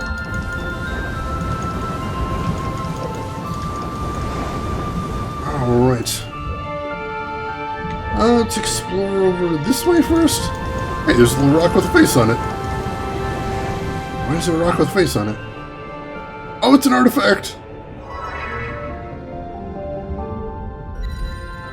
Alright, so it's another decoration for the home cave right there. Adorable. Adorable. Alright, so we got currents here, so clearly this area is supposed to be gated until you get beast form. But we do have beast form, so we can go ahead and explore it. Well, not with old games. Red Alert 3 is pretty old too, and had 8 gigs. 8 gigs for Red Alert? Really? That's actually pretty intense. I'm thinking of, the Fear games are always what I give as examples of games that were, just humongous. As far as I know, they did, like, no optimization on most of the Fear games, and so the download size ended up being just absolutely enormous. I wish that Rainway app for Nintendo Switch was out already. Let's see, stream PC games to your Switch. I haven't heard anything about that, Kiwi. I'm gonna have to look into that. Holy crap, that sounds good. Could have played this in bed now. I'm chill, I guess. No worries, no worries. I always like hearing about new technology and stuff in here. As long as you're not actually making money off of it, I don't think it counts as shilling. Just enthusiasm. And enthusiasm's always good. Or tech evangelism. I'm a tech evangelist myself, always trying to share the new technology with people. Alright, no, there was absolutely nothing in that path. Took the time to explore that whole thing. There wasn't a damn thing worth my while in there. Thought there'd at least be a song plant or something, but nope. Nothing in there at all. Probably movies back then. That was part of it, but I think just none of the assets were compressed very well. It was very strange. No, the game doesn't really have that intense assets, and I think they did optimize the game pretty well by not making the graphics be necessarily bigger than they needed to be. There are optimizations you can do in games like this to make sure that make sure that the size isn't too big, make sure that the game runs pretty nicely. All kinds of things you can do for all kinds of games. And this one, I think they did it right. They'll be launching Rainway backwards too, so you can stream Switch games on PC, but that's coming later. Holy crap. That is actually really compelling. I've actually got a PS4 not too long ago, and I've been using the hell out of the PS4 remote play thing. So I've been playing PS4 games on my TV as well. I mean, or on my PC as well. PS4 games on my PC. And I should clarify as well. I say I've been playing the hell out of it, but I mean, pretty much the only time I've played PS4 has been on PC, which has only been for just like a couple minutes, because I haven't had the time to play PS4. But when I do play PS4, it'll probably be on the PC.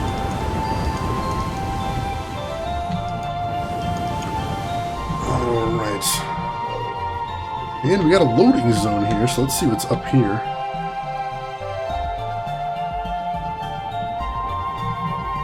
Alright, another new area, and I think there's a save point around here too. Let's blast some crabs as we're going. 2D generally doesn't take up a lot of space, and this is skip out on tiling and make everything big images. True, or if you make the images just way, way bigger than it's possible to see in the game, then it's, you can make it, it's wasteful if it's not just tremendous. And you should be doing tiling for multiple reasons aside from just minimizing the download size. Right, there's memory issues there as well. You gotta keep that memory footprint down. I'm still shocked at how many people bought the idea of using mobile hardware for playing home. Oh, as far as the Switch? I mean, don't get me wrong, I'm probably not going to get a Switch anytime soon, but the idea of the remote play is a compelling one for me. I like that. Oh, evil Staryu. What do you know? That's kind of scary. My PS4 is sitting mostly unused. Is it because of time constraints, or you haven't found any games that you really liked for it? There's the crucial difference. Because me, there's plenty of stuff I want to play on my PS4, I just don't have the time. Oh, I like how they hide in the background, and they actually shoot stars! These are totally Staryus. Or Starmies, I don't remember which it is. Yeah, no, the straw that actually broke the camel's back for me as far as buying a PS4 was Horizon Zero Dawn. That game looks so good that as soon as I saw somebody play it on stream, I'm like, I need to play this. I need to get in on this Horizon Zero Dawn thing, please. Let me do it yesterday. Right, these guys, I think, actually gave me something good if I pulled their shell off. I think. Find out. Ooh. Yeah, that's a healing poultice right there. Don't mind if I do. No, not you. Drop that. Hope I can get over here before it despawns. Pull that off. And grab it. Nice. Switch is amazing. I can play in my monitor with full sound setup. I can play in bed. Bring it to the shitter. And on top of that, I can even take it out to play in the bus on the way to and from work. I haven't actually heard too many people that have actually been playing it on the go. So that's cool to see someone that has experience with it that's actually enjoyed it like that. It's good to see. And switching between modes is quick and painless. Good to hear. That's the thing I haven't seen people do. I think all the people I know personally that have been using the Switch so far have only used it as a console. They haven't actually used the mobile that much, so that's interesting. Yeah, so far there really isn't anything. So far, as far as the Switch goes, it's just been the Nintendo exclusives, which Nintendo does do sometimes. But hopefully they'll get some more third-party support. Hey!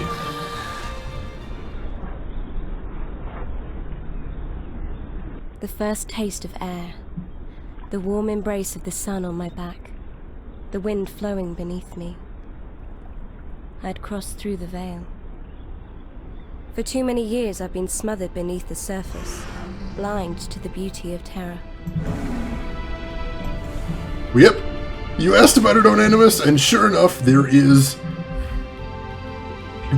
a, you do go to the surface at some point. You don't spend much time up there because Naja actually doesn't know how to walk. But yeah, land level. How cool is that? That's the veil. The veil actually refers to the barrier between the sea and the air, which is a really cool little bit of lore right there. I love that. But I've actually been having a blast. I didn't even realize what time it is, but it is that time, ladies and gentlemen. It is about time for me to wrap up the stream. And tonight's one of the nights where I can't actually go long because I've got to be up in the morning to do some stuff over here. So I think we are going to wrap things up for tonight. Thank you guys so much for being here. This has been a real blast. You guys have been great viewership. Cosplay Diver, holy crap, I just noticed you in here. Cosplay, welcome in and good to see you. Sorry you caught me right at the end of the stream there, Cosplay, but good seeing you in here. So yeah, I gotta wrap up. I think I'm gonna go throw a host at someone if you guys want to stick around and come with me on the host. But yeah, no, it is about that time to wrap up. I'm having fun playing this game again. It's like I said, it's been years and years since I played it, but honestly, I'm having a blast getting back into it. I hope you guys are enjoying watching it. And tomorrow night at the usual time, I will be back and I will be playing more of this right here. If you want to jump in on it, please feel free to. And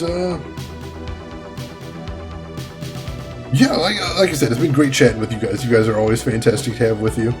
Wish you luck for the fight. Remember to guard your head with your left arm.